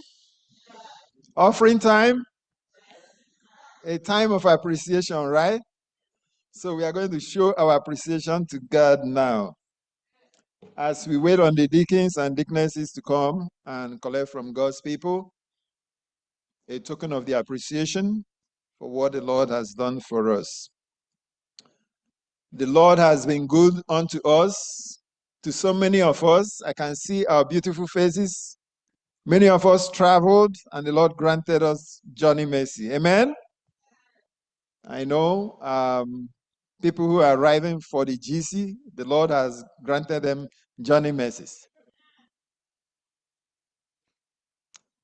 Today, many people came to thank the Lord for his goodness. We started that even last week. June celebrants. They came to thank the Lord for blessing them, adding +1. So to God be the glory. A family came to thank God for his blessing in their household. The Lord has been gracious, good, and also manifested himself even this week. Came with a token of $50. Amen? Another family said that the Lord has added +1, and she had to say it out to give God the glory. Came to thank the Lord with $100. Many have also done the same way. Some have given through our Advent giving, and some are here giving their hearts unto the Lord. So as we give, the Lord supplies and multiplies all our needs according to his riches in glory. Amen?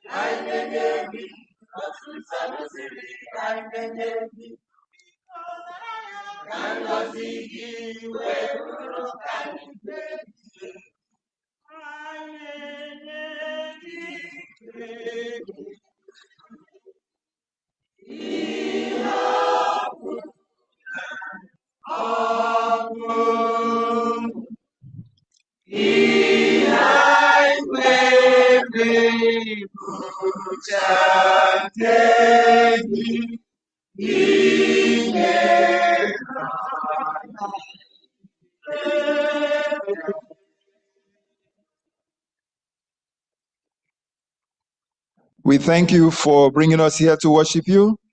We thank you for the spirit of returning unto you what you have blessed us with.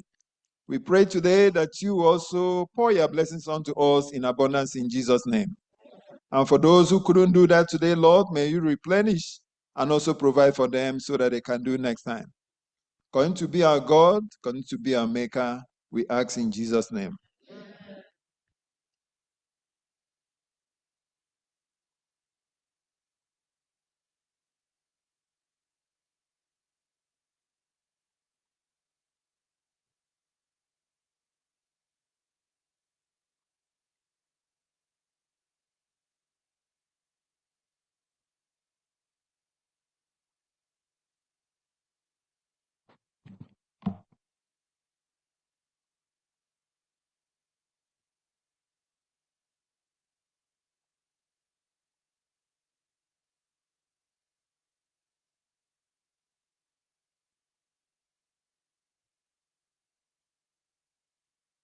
Let's rise for Bible reading.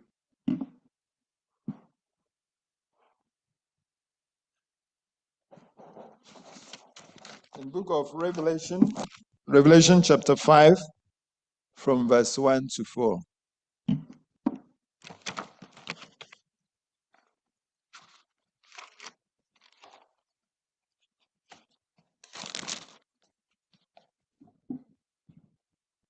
I'm reading from New King James Version. And I saw in the right hand of him who sat on the throne a scroll written inside and on the back, sealed with 7 seals. Then I saw a strong angel proclaiming with a loud voice, "Who is worthy to open the scroll and to loose its seals?" And no one in heaven or on the earth or under the earth was able to open the scroll or to look at it. So I wept much, because no one was found worthy to open and read the scroll or to look at it.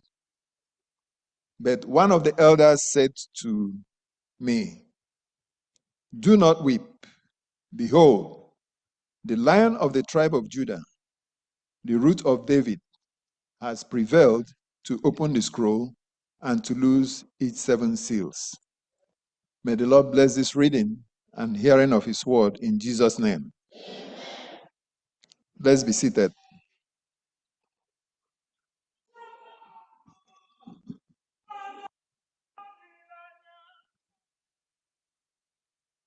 Mr. Good. We are privileged today to have in our midst a man of God who is going to break the bread of life. I've known him for so many years. He's in our midst today. I know he has come for the GC session. Whenever we have GC session, many people travel, and we always try to get them to come and visit our church. So today we have Pastor Josiah Nwarongwa in our midst. He's a man of God. In fact, he went to school at St. Ephraim Secondary School of Oriental. We went together. And he has served the church in so many capacities. I tell you, so many capacities. As a minister and also as an educator. But today he's in West Central African Division, and he's serving over there as the secretary, associate. Okay. So he's representing us in West Central African Division. And today he's here to minister to us. I don't know whether you've seen his face before.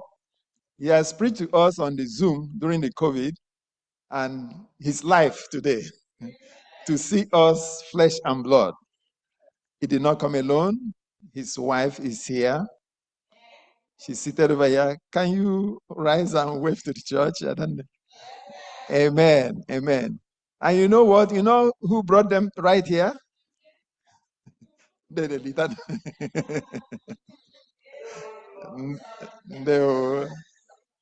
Amen.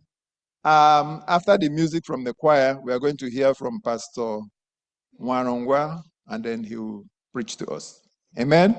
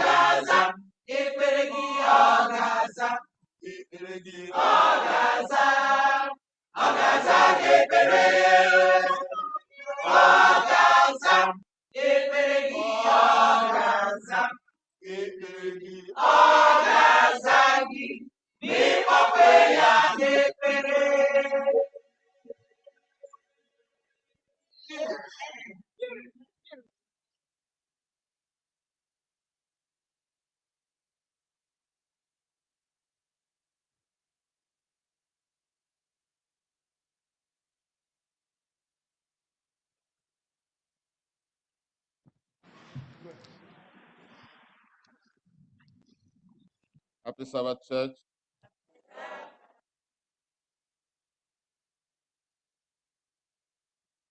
This is a pleasure to worship with you here today.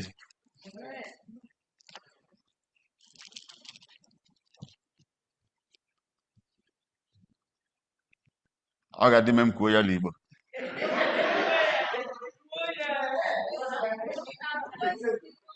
Because everywhere is home.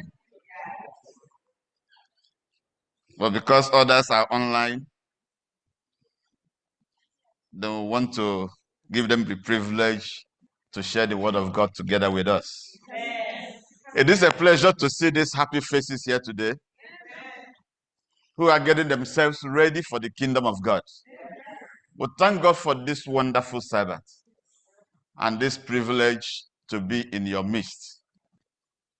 Few weeks back, Pastor Kezia, who has been a friend, my teacher, he and the wife while in school, called, JC, are you coming for the GC? I said, yes.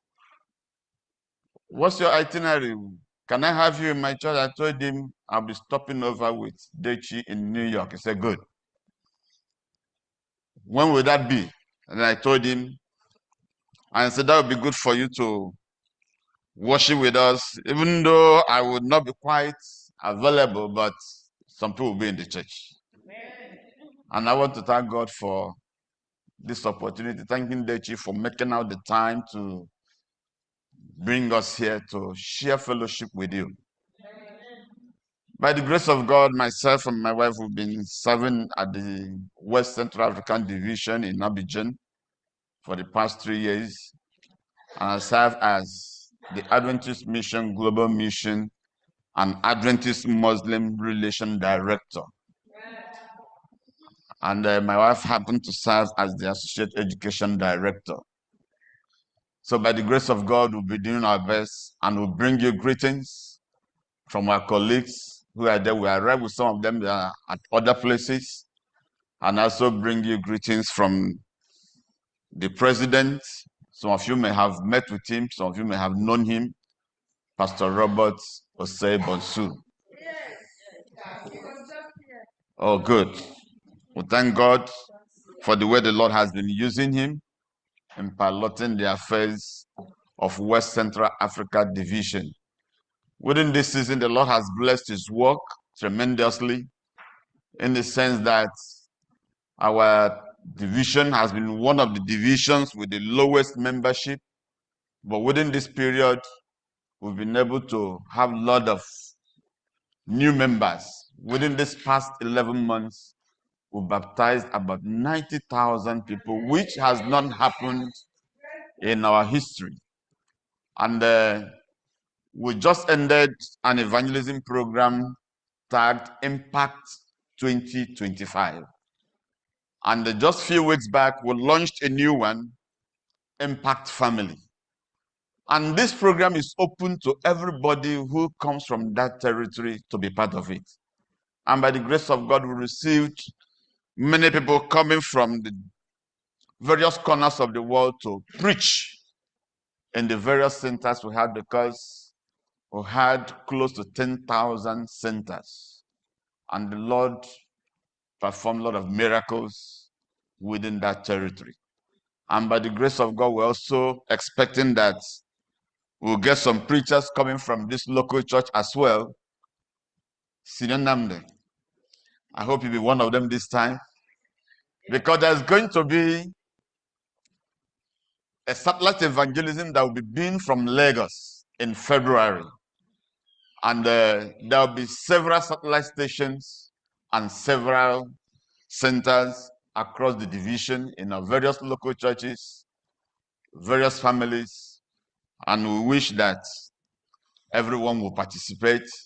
And incidentally, even here in New York, you can even have a center to preach. Though the membership will be recorded here, but let's be part of one global family for mission. I don't know how many times or how long I should preach here today in this church. This is my first time. Despite the fact during the COVID, I had to preach to you people from Aztec or Warrenta. You know, a preacher went to a church one day to preach. And he asked the head elder, "How long do you want me to preach?" And the head elder said, "Pastor, you can preach as long as the Holy Spirit permits you to preach. But I just want you to know that our church dismisses by 12 noon.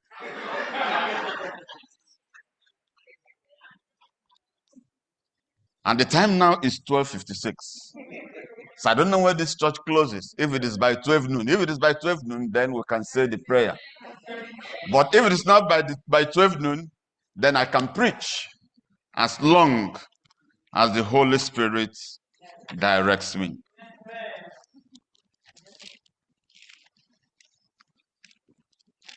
Our title for meditation today says, "Until then." Until then. We live in a world full of pains. We live in a world of sorrows. A world where we all carry our burdens in our heart with beautiful faces, moving around without nobody understanding the way we feel. We live in a world where there are pains all over the place.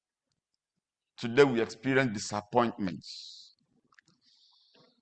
But we'll come out covering our bodies with beautiful clothes and put good perfume oils on our faces, and we'll move around.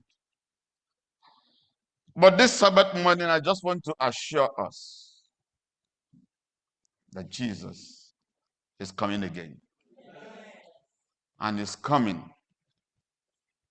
will bring all of these pains and sorrows to an end.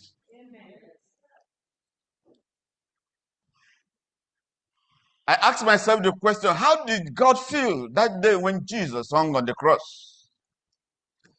Because I know we all have been touched by death in one way or the other. If not our parents, our siblings, or our child. But on that Friday afternoon when Jesus shouted on the cross, Eloi, Eloi, lama sabachthani, and gave up the ghost, the Bible tells me that there was complete blackout over the earth because the Son of God was dead. Why did he die? For you and for me. And he was laid in the grave.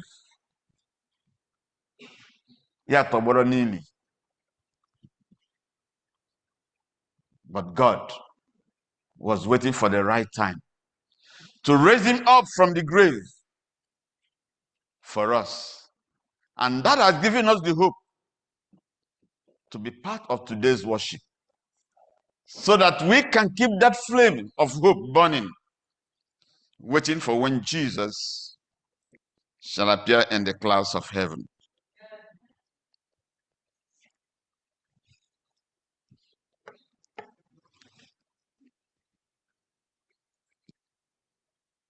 ICT can help us.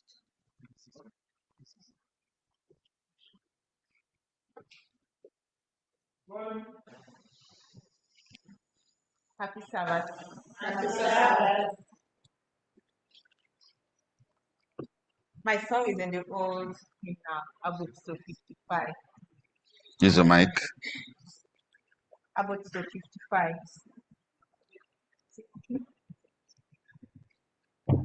You can use this one.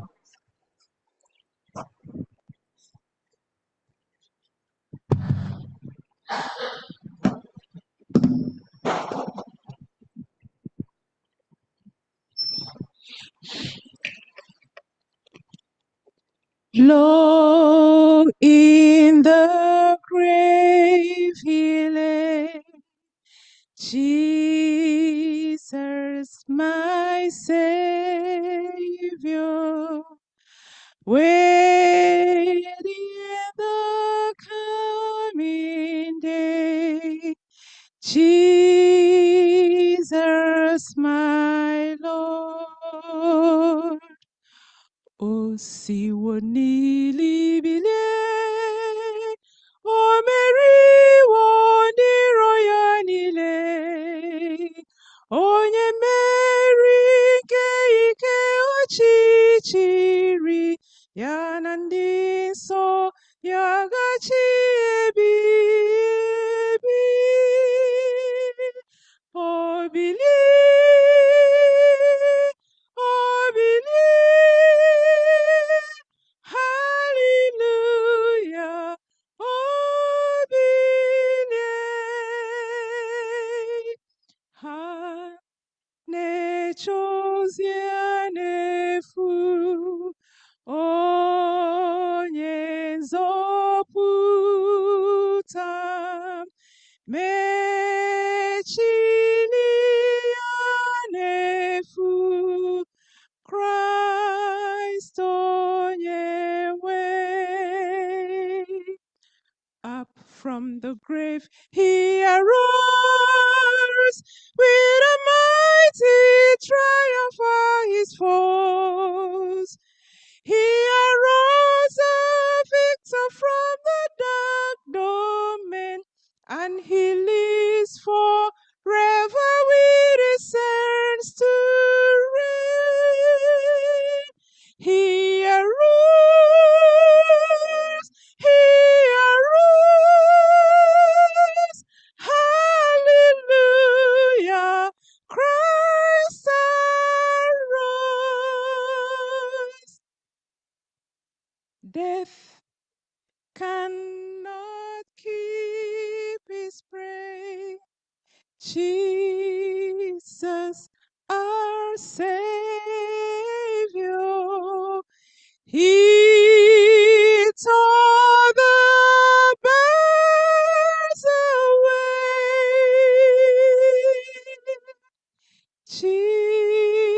Jesus, my Lord. O siwo n'ili bili, o meriwo ndị iro ya niile. Onye mmeri ike ọchịchịrị ya na ndị nsọ ya gachi bibi. O bilie, oh, believe.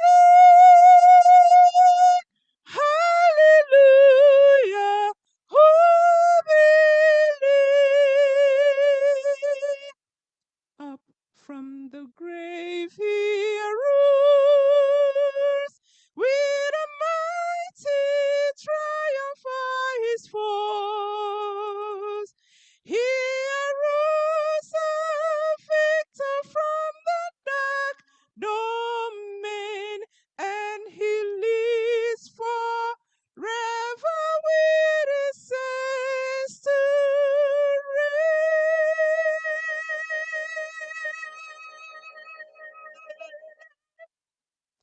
He arose, he arose.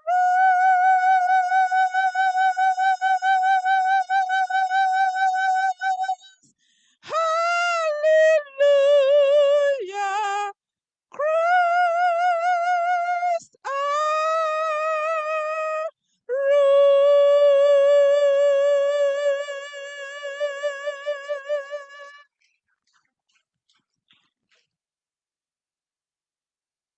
Shall we pray? Father, the resurrection of your Son Jesus has given us the hope to prepare and wait for your soon coming. We want to hear you speak to us. We are human, but let divinity possess humanity at this moment. And let your name alone be glorified. In Jesus' name we pray. Amen. The Bible in Genesis chapter 1 tells me that God created the heavens and the earth, and all that he created were good. And Genesis chapter 1 verse 31 says that everything was perfect. And the question that comes to our mind every moment is, how did imperfection take over that which was good? Our first parents were there in the garden, having their good time, but suddenly the enemy of God, who is our enemy, the devil, stepped in and took over the power that was given to them to look after all that God had created. Just by a little simple question, what did God ask you to say? Which is exactly what we experience today, like we discussed this morning in our lesson. But carelessly, we handed over our joy, our peace into his hands. And ever since then, death has been ravaging us on a daily basis. We hear of sickness. And most times, when such people go to hospital, the doctors will tell them that this will defy all medical attempts. We hear of rumors of wars. The news today is filled with wars. We hear of every form of immorality in our society. And at times we sit back and ask, when will all these things come to an end? Like as we have just expressed this morning through our lesson study. And ever since then, from one generation to the other, what do we lament about except the disappointments that hit the humanity on a daily basis? We struggle and try to put everything in shape, but the more we try, the more difficult it becomes. And every page of the Bible, from Genesis through Exodus, Deuteronomy, Leviticus, Joshua, down to the prophets, we keep getting promises that one day these things will be made well. And as we still look on a daily basis, instead of things getting well, instead of things improving, we experience pains. We go through disappointments. We face challenges on a daily basis. And at times, some people have sat back to ask themselves, why? As we go through the challenges and disappointments of life.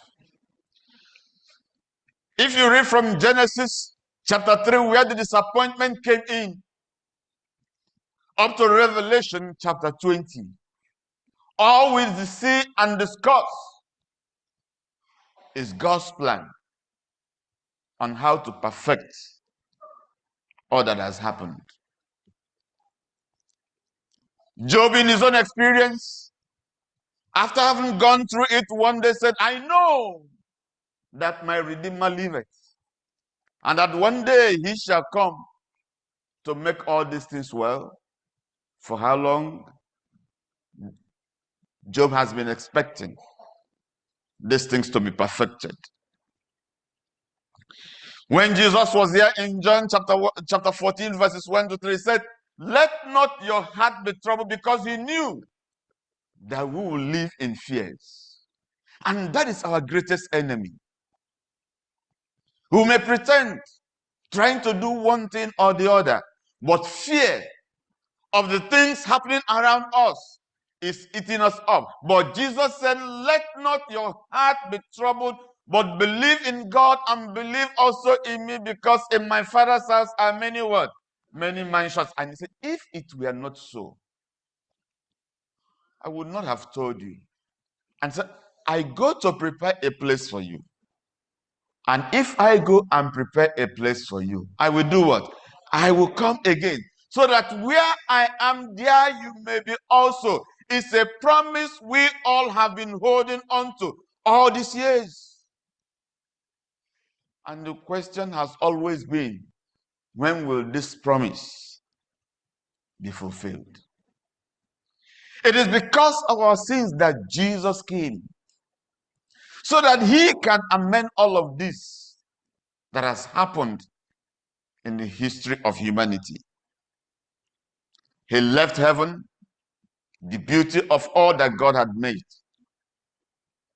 so that we can go to heaven.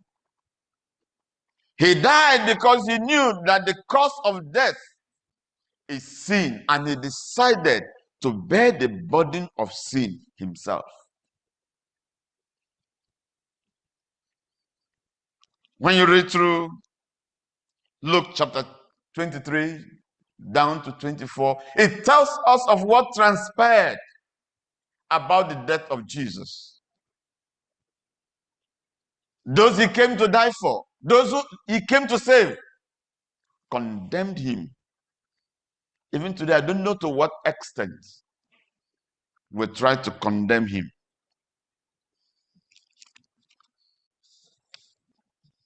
And he was condemned overnight, and he was taken to Calvary, and he was nailed on the cross. He died the death you and I are supposed to die.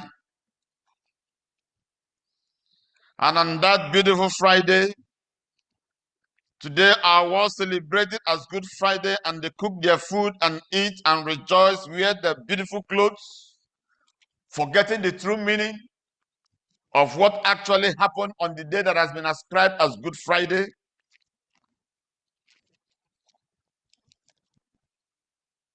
And on that Friday, Jesus gave up and died for our sins. And he was buried. And the Bible tells me that Jesus was quiet in the grave through that Friday evening, through Sabbath hours.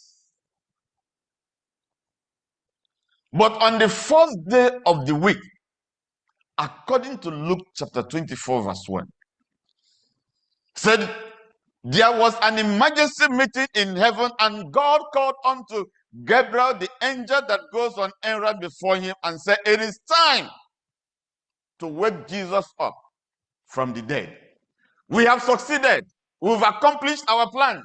But unfortunately, Satan was rejoicing, thinking that he has defeated Jesus. If he had known that leading Jesus to die on the cross of Calvary through the human agents, maybe he wouldn't have done it, because the death of Jesus meant the death penalty of the devil himself. He never knew that.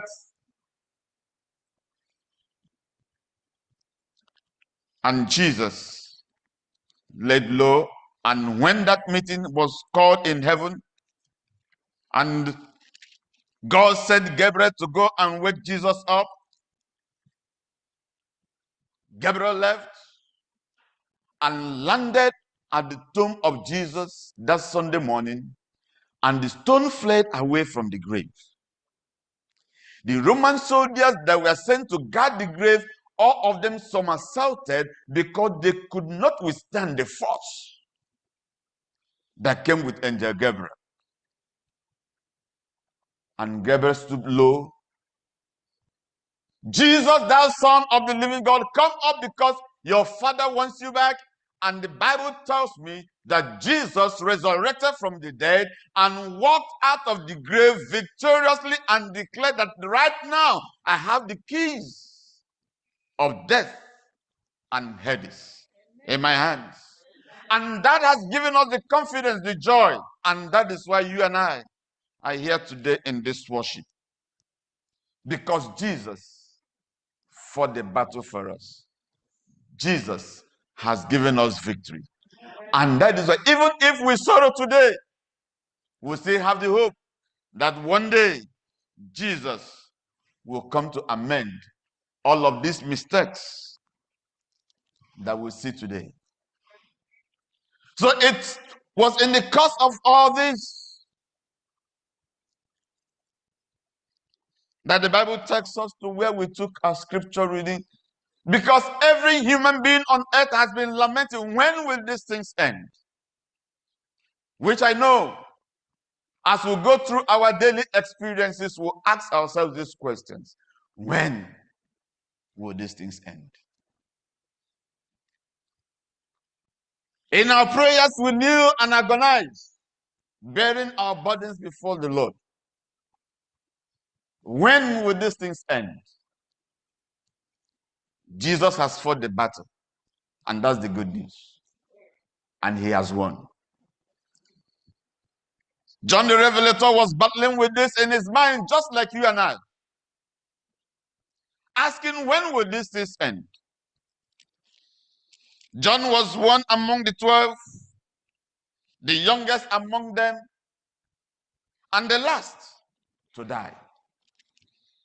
And because nothing could kill him, and because John could not give up, they decided to fry him in a pot of oil. But he never died in the pot of oil. And they ended up banishing him to the island of Patmos, not knowing that they were sending him to God. And on the island of Patmos, my brothers and my sisters, I just want to take you to the worship scene which was revealed to John on the island of Patmos. That worship scene in heaven which John saw in his vision should give us hope today that one day our victory will come to us. And the Bible in Revelation chapter 4 tells me, while John was on the island of Patmos, it said, after this, in verse 1, I looked, and behold, a door was opened in heaven. And the first voice which I heard was as it were of a trumpet talking to me, which said, come up hither, and I will show the things which must be hereafter. And John said, immediately I was in the spirit. Behold, a throne was set in heaven, and one sat upon the throne. And who was he that was sitting upon the throne? God himself, the Ancient of Days. And where he sat looked like a jasper and a sardine stone. And there was a rainbow surrounded about the throne, in sight like unto an emerald. And John was looking at the beauty of where God himself sat. And what were the four things that attracted him? He said he saw the 24 elders, the symbol of the victory of Christ Jesus. And they all were sitting round the throne of God, an emblem that if we are victorious at the end of the day, just like the Bible said, that we all will sit to reign with Jesus forever and forever. And verse 5 there says, and out of the throne proceeded lightning and thundering and voices, and there were 7 lamps of fire burning unto the throne, which are the 7 spirits of God. And while John was watching, he saw a sea of glass like unto crystal, and in the midst and around the throne were 4 beasts, full of eyes before and behind them, one like a lion, the other one like a beast, the other one like an eagle, flying with his hands, with the wings, and one like a man. All of them having eyes, some of them having their wings, some 6 wings, some 4 wings, covering their legs, covering their faces, because they all were standing before him that sits upon the throne. And the question is, why did God sit upon the throne, and why all this worship? And the 4 beasts sang a song in verse 8, saying, holy, holy, holy Lord God Almighty, which was and is to come. And while John was still watching, the worship did not end. They said the 24 elders when they heard the song and the praises of the 4 beasts, they removed their crowns from their head and bowed in worship to him that sits upon the throne. And verse 11 is their song, said, thou art worthy, O Lord, to receive glory and honor and power, for thou hast created all things, and for thy pleasure they are and were created, which we sing in a song. They all were giving praises to God for what he has done. What did he do for us? Because of the wonderful plan of salvation he made to us. And while John was witnessing this in heaven, John felt as if he would be part of that worship, but it was in a vision. John was still on the island of Patmos. I wondered the way he felt when he came out of that vision. He may have asked himself, oh, am I still here on earth? Am I still in my place of banishment? Maybe John would have felt disappointed. Oh, why did I see this kind of vision, and yet I'm going through my experiences? But chapter 5 tells us what actually happened, why that worship was conveyed. And chapter 5, where we took our scripture reading from verse 1, says, then John said, I saw in the right hand of God who sits upon the throne. And I saw, and there was a declaration that there was somebody who is to come and take the scroll with the 7 seals from his hand. But here says, there was nobody. In verse 3, no man in heaven, no man on earth, neither under the earth, was able to open the book neither to look thereon. I wonder the way John felt, which means the destiny of man would have been lost. If there is nobody to go and pick up that scroll from the hand of him that sat upon the throne.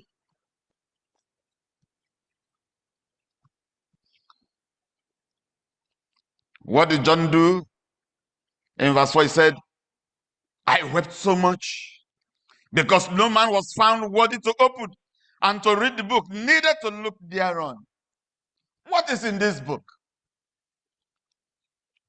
What is it that there's nobody that can take that book from the hand of him that sits upon the throne? While John was weeping and wondering what is going to happen, how humanity can come out of her experience. Verse 5 gives us hope. And it says, one of the elders, one out of the 24 elders said unto me, weep not, John.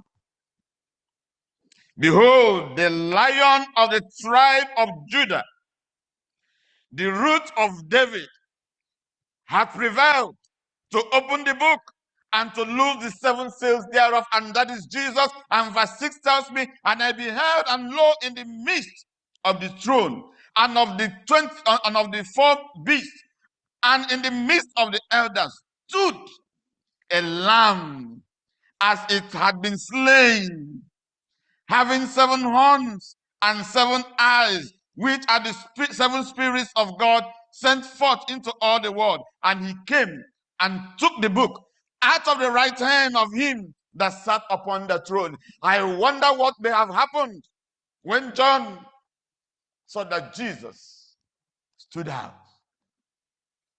and took that authority from the Father. That was victory. That was an emblem of defeat, that the devil has been condemned. There was hope for humanity. And verse 8 says, and when he had taken the book, the 4 beasts, the 24 elders fell down before the Lamb, having every one of them harps and golden vials full of odors, which were the prayers of the saints. And they sung a new song, saying, thou art worthy to take the book and to open the seals thereof. For thou wast slain and had redeemed us to God by thy blood out of every kindred and tongue and people and nation. And there was a vibrating music in all of heaven, rejoicing that Jesus has won the battle for us. Amen. That should give us hope to keep pushing in a world that is full of disappointments. And when that happened, what followed on? Thousands and thousands of angels who were in that worship, when they saw the victory of Jesus, the commander of the host, they all vibrated into song, praising Jesus for what he has done. But yet, there was a song they are yet to hear. A song that is not yet sung in heaven. And that is the song of all those that will be saved out of this universe. The song of Moses and the song of the Lamb. The song of your experience. The challenges you've gone through here on this planet Earth. All the disappointments, all the pains, all the sorrows. It's a song the angels cannot sing. But those who will be there will sing that song. So while this worship was going on, John said he saw thousands and thousands of people coming from different corners of the world, those who were saved out of this universe, coming to share in this internal worship before him that sits upon the throne. I love the way Ellen White describes this worship. She says that it's a very glorious worship that human minds cannot understand, human minds cannot comprehend until you and I get there. And that is why Jesus promised us, I will come again, that where I am, there you may be also. Paul also gave this assurance to us in 1 Thessalonians chapter 4, verse 16 and 17.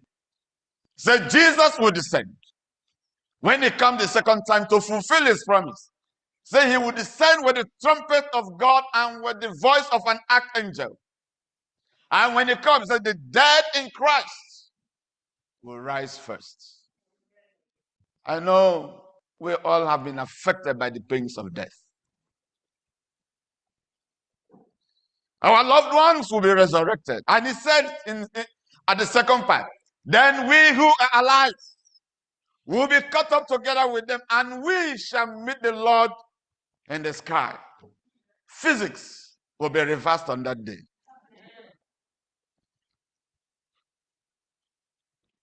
A law in physics says that whatever goes up must come down. But at the second coming of Christ, whatever is down will be pulled by a heavenly gravitational force. And we all will meet Jesus in the sky. And Jesus will now take us on that internal tour, as Ellen White wrote it in her book, Early Writings. He said the saints of God will tour the other planets to know why they didn't fall, and to understand why we found ourselves in the pains we've gone through. And the book of Revelation tells me that that journey will take them about 7 days. But incidentally, we are not doing a Bible study now. We have gone through it step by step. And they went from one planet to the other, praising God for what he has done. And finally, they arrived at the gate of heaven.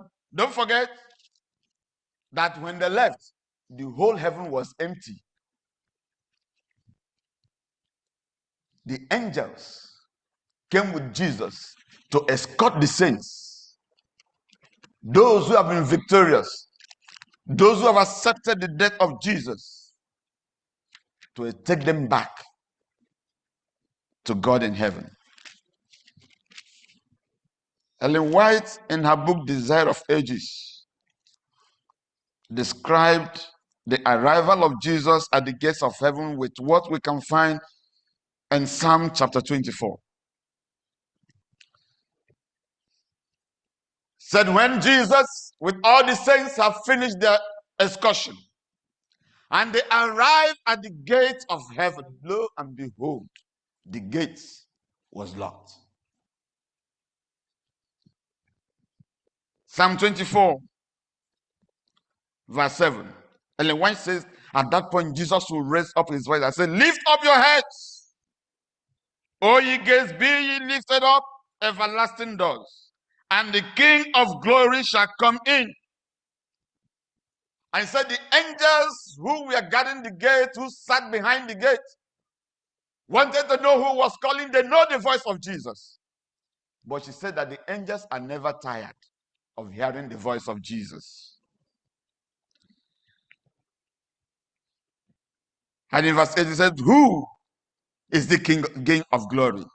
And Jesus responded, the Lord strong and mighty, the Lord mighty in battle. And because the angels are never tired of hearing the voice of God, they repeated again in Psalm 24 verse 9, says, lift up your heads, O ye gates, even lift them up, ye everlasting doors,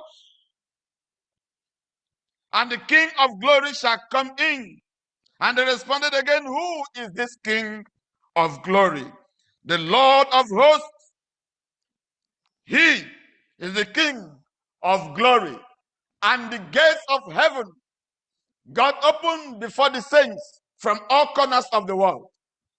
to inherit their kingdom, which has been prepared for them from the foundations of the world.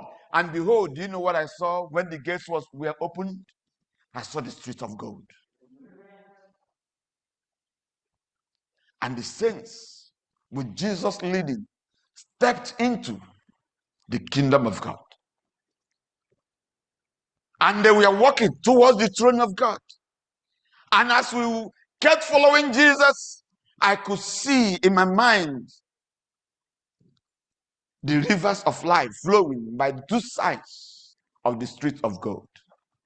I could see the trees of life with their fruits. And the Bible says it is going to be for the healing of the nations. Sickness will no longer be remembered. Pains will no longer be remembered. And the saints kept on following Jesus. And as we get closer to the throne of God, we could see the radiation that was coming from the throne of God. And the closer we get to the throne of God, the more the radiance coming from the throne of God consumes whatever sin and its traces that are tied to our names. And lo and behold, on our arrival, God already was seated waiting for us. I thought somebody could have said amen. Imagine God seated waiting for you. Because the kings of the world will want you to be seated before their own arrival. But God himself will be seated, waiting for our arrival, because the Son paid the price with his own blood, which no one else can do for us. And around the throne of God were the angels, all who have been waiting for such a wonderful moment, when the saints from all corners of the earth will come, when the death of Jesus will finally be consummated.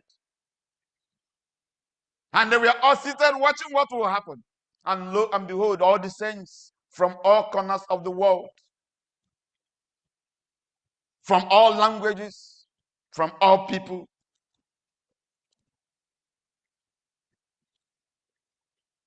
and we are gathered before the throne of God.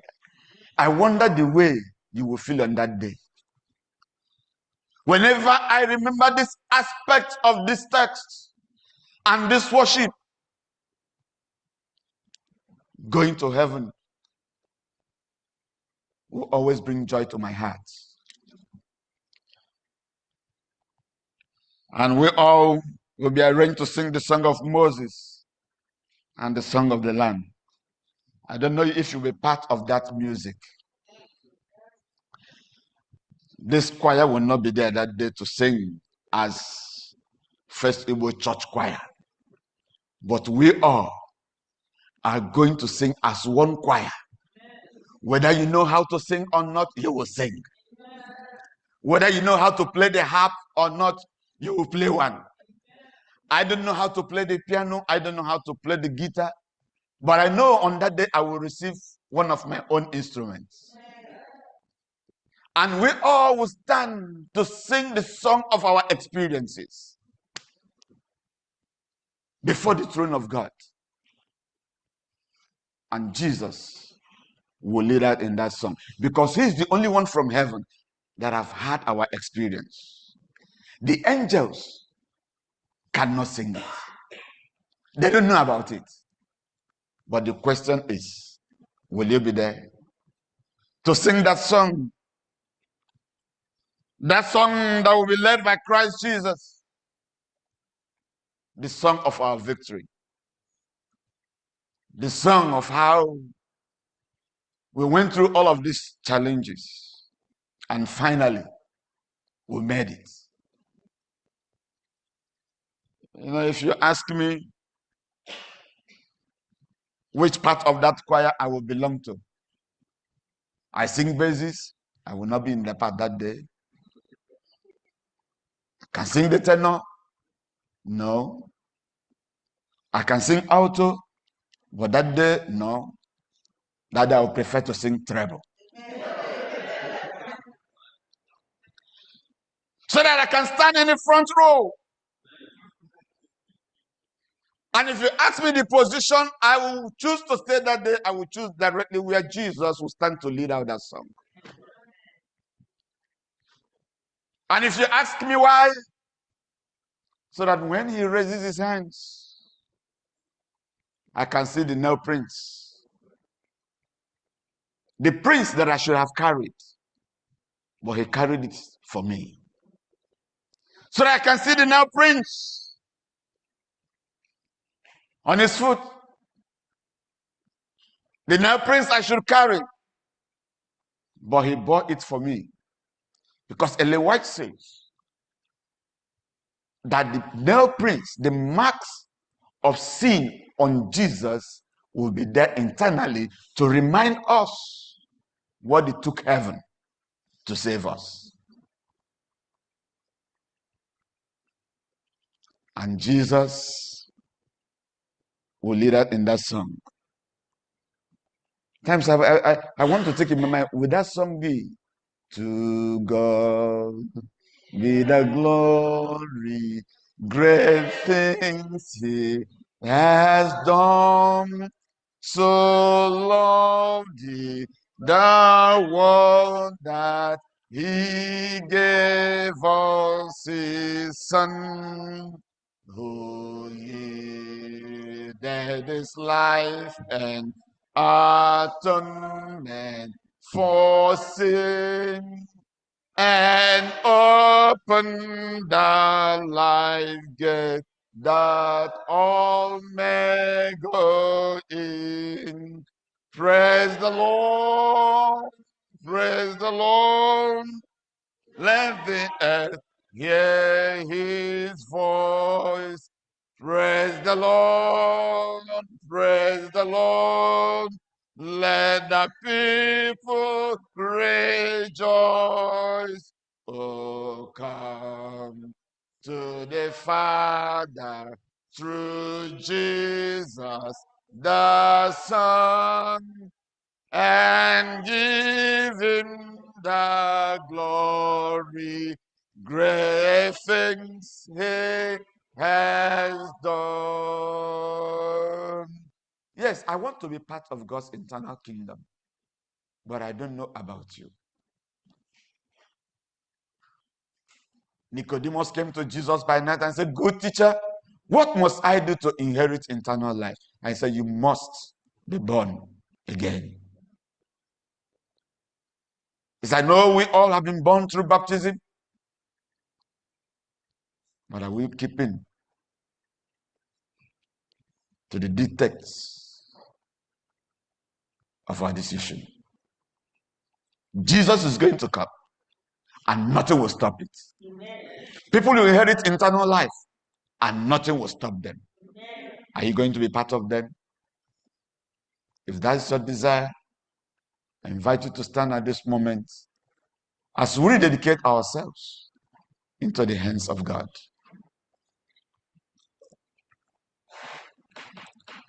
Dear Lord in heaven, this Sabbath afternoon, being the last Sabbath of the month of June,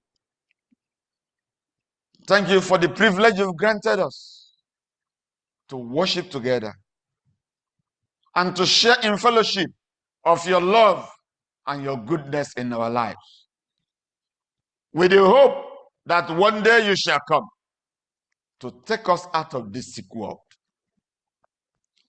There is so much pain here, so much disappointment, so much sorrow. Our only hope is in Christ Jesus. Therefore, I bring your sons and your daughters before you this Sabbath. I may not know what those pains may be, but I know they desire to be part of your eternal kingdom. But Lord, I pray on their behalf this Sabbath, that whatever would deny them this privilege, that you keep it far away from them in Jesus' name. Amen. Be with them, O Lord. They are here in a foreign land, in the midst of the bustling and the challenges of this life here. They keep to this appointment to come before you. Therefore, Lord, I pray that you be with them, that you bless them. And they are going out and they are coming in, Lord, may they find favor before you. I may not know what their prayer requests are before you, but you're God who answers our prayers. Therefore, Lord, I pray that you meet them at their points of need. Bless their families, bless their children, and bless whatever they do to put food on their tables. And we pray, oh Lord, and they're going out and they're coming in and they're lying down and they're getting up. Let it bring praises to your holy name. 6 months of the year is gone, and we'll have 6 months remaining. Whatever blessings they've expected from you within this past 6 months, which they have not received, Lord, in less than no time, may their hands be filled with your blessings. And may they testify of your goodness. Thank you, dear Lord, because you have wonderful plans for us. The plan of eternal life. We know one day the clouds will be opened and Jesus will descend to take the saints back home. Lord, when that call we made, may we be able to say, this is our God, we've waited for him and he has come to take us home. And we all shall rejoice in your salvation, which thou hast prepared for us. And you take us into that eternal kingdom. This is our hope. This is our faith. Until then, O Lord, may you keep holding our hands. Until then, O Lord, may you help us with all the challenges we face here on earth. And until then, O Lord, may you grant us victory. So that at the end of the day, we all shall live with you forever and ever. Thank you, dear Lord, for hearing us today and for blessing us beyond what we can ask or imagine, because we pray in Jesus' name. Amen.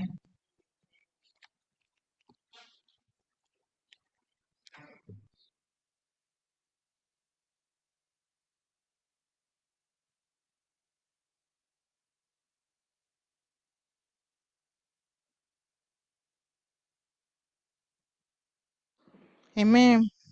Thank you so much, Pastor, for that wonderful sermon. May we all rise as we bring this beautiful service to a close by singing from SDA 632. SDA 632. Until then. My heart can sing. My heart can sing, and the goes over the trouble. It's not my final home. My heart can sing when I pause to remember. I thank you. His blood has separate soul. Along the shore. That's why he always upward. This troubled world is not my final home. But until then, my heart will go on singing. Until then, with joy I'll carry on. Until the day my eyes behold the city. Until the day God calls me home. The things of earth will dim and lose their value if we recall the borrowed foreign life and things of earth that cause the heart to tremble.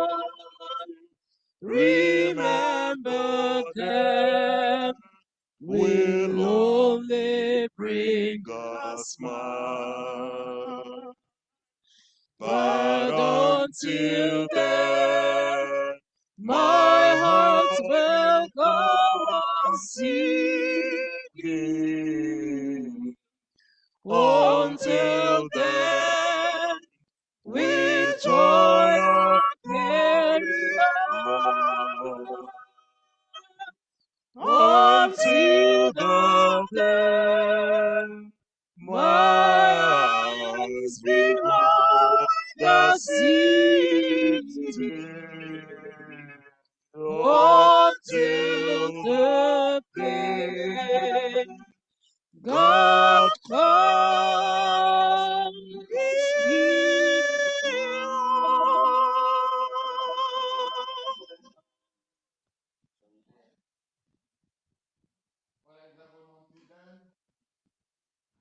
We'll keep waiting and we'll keep hoping for that day it shall come. But while we wait, O Lord, may we not be consumed by the challenges of this world.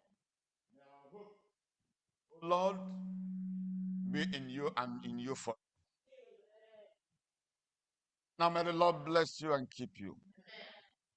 May the Lord cause his face to shine upon you and grant you peace, grant you hope, grant you the desires of your heart, and above all, grant you the privilege to be part of God's eternal kingdom. Until then, keep holding on, keep trusting. In Jesus' name we pray. Amen.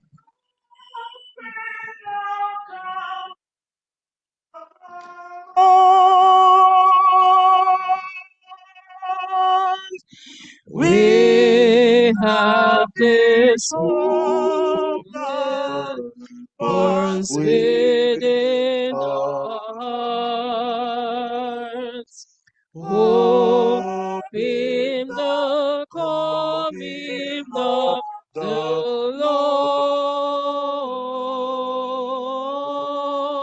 Lord. We have this faith that Christ alone imparts,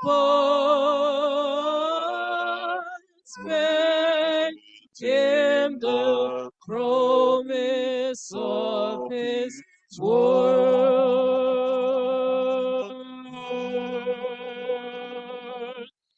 We believe the time is near, oh, when the nations far and near, oh, shall awake and shout and say, Hallelujah,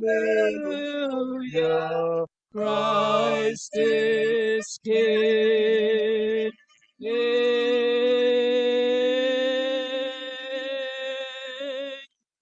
We have this hope that burns within us.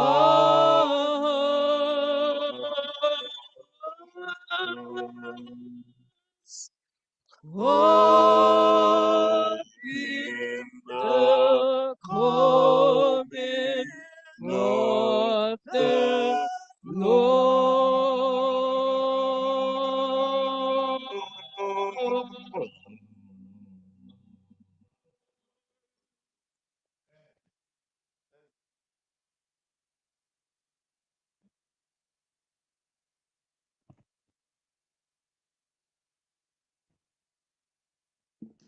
Speak to your God. Thank him for your presence here today, for being able to hear this eternal message on this last Saturday of the month of June. I appreciate God.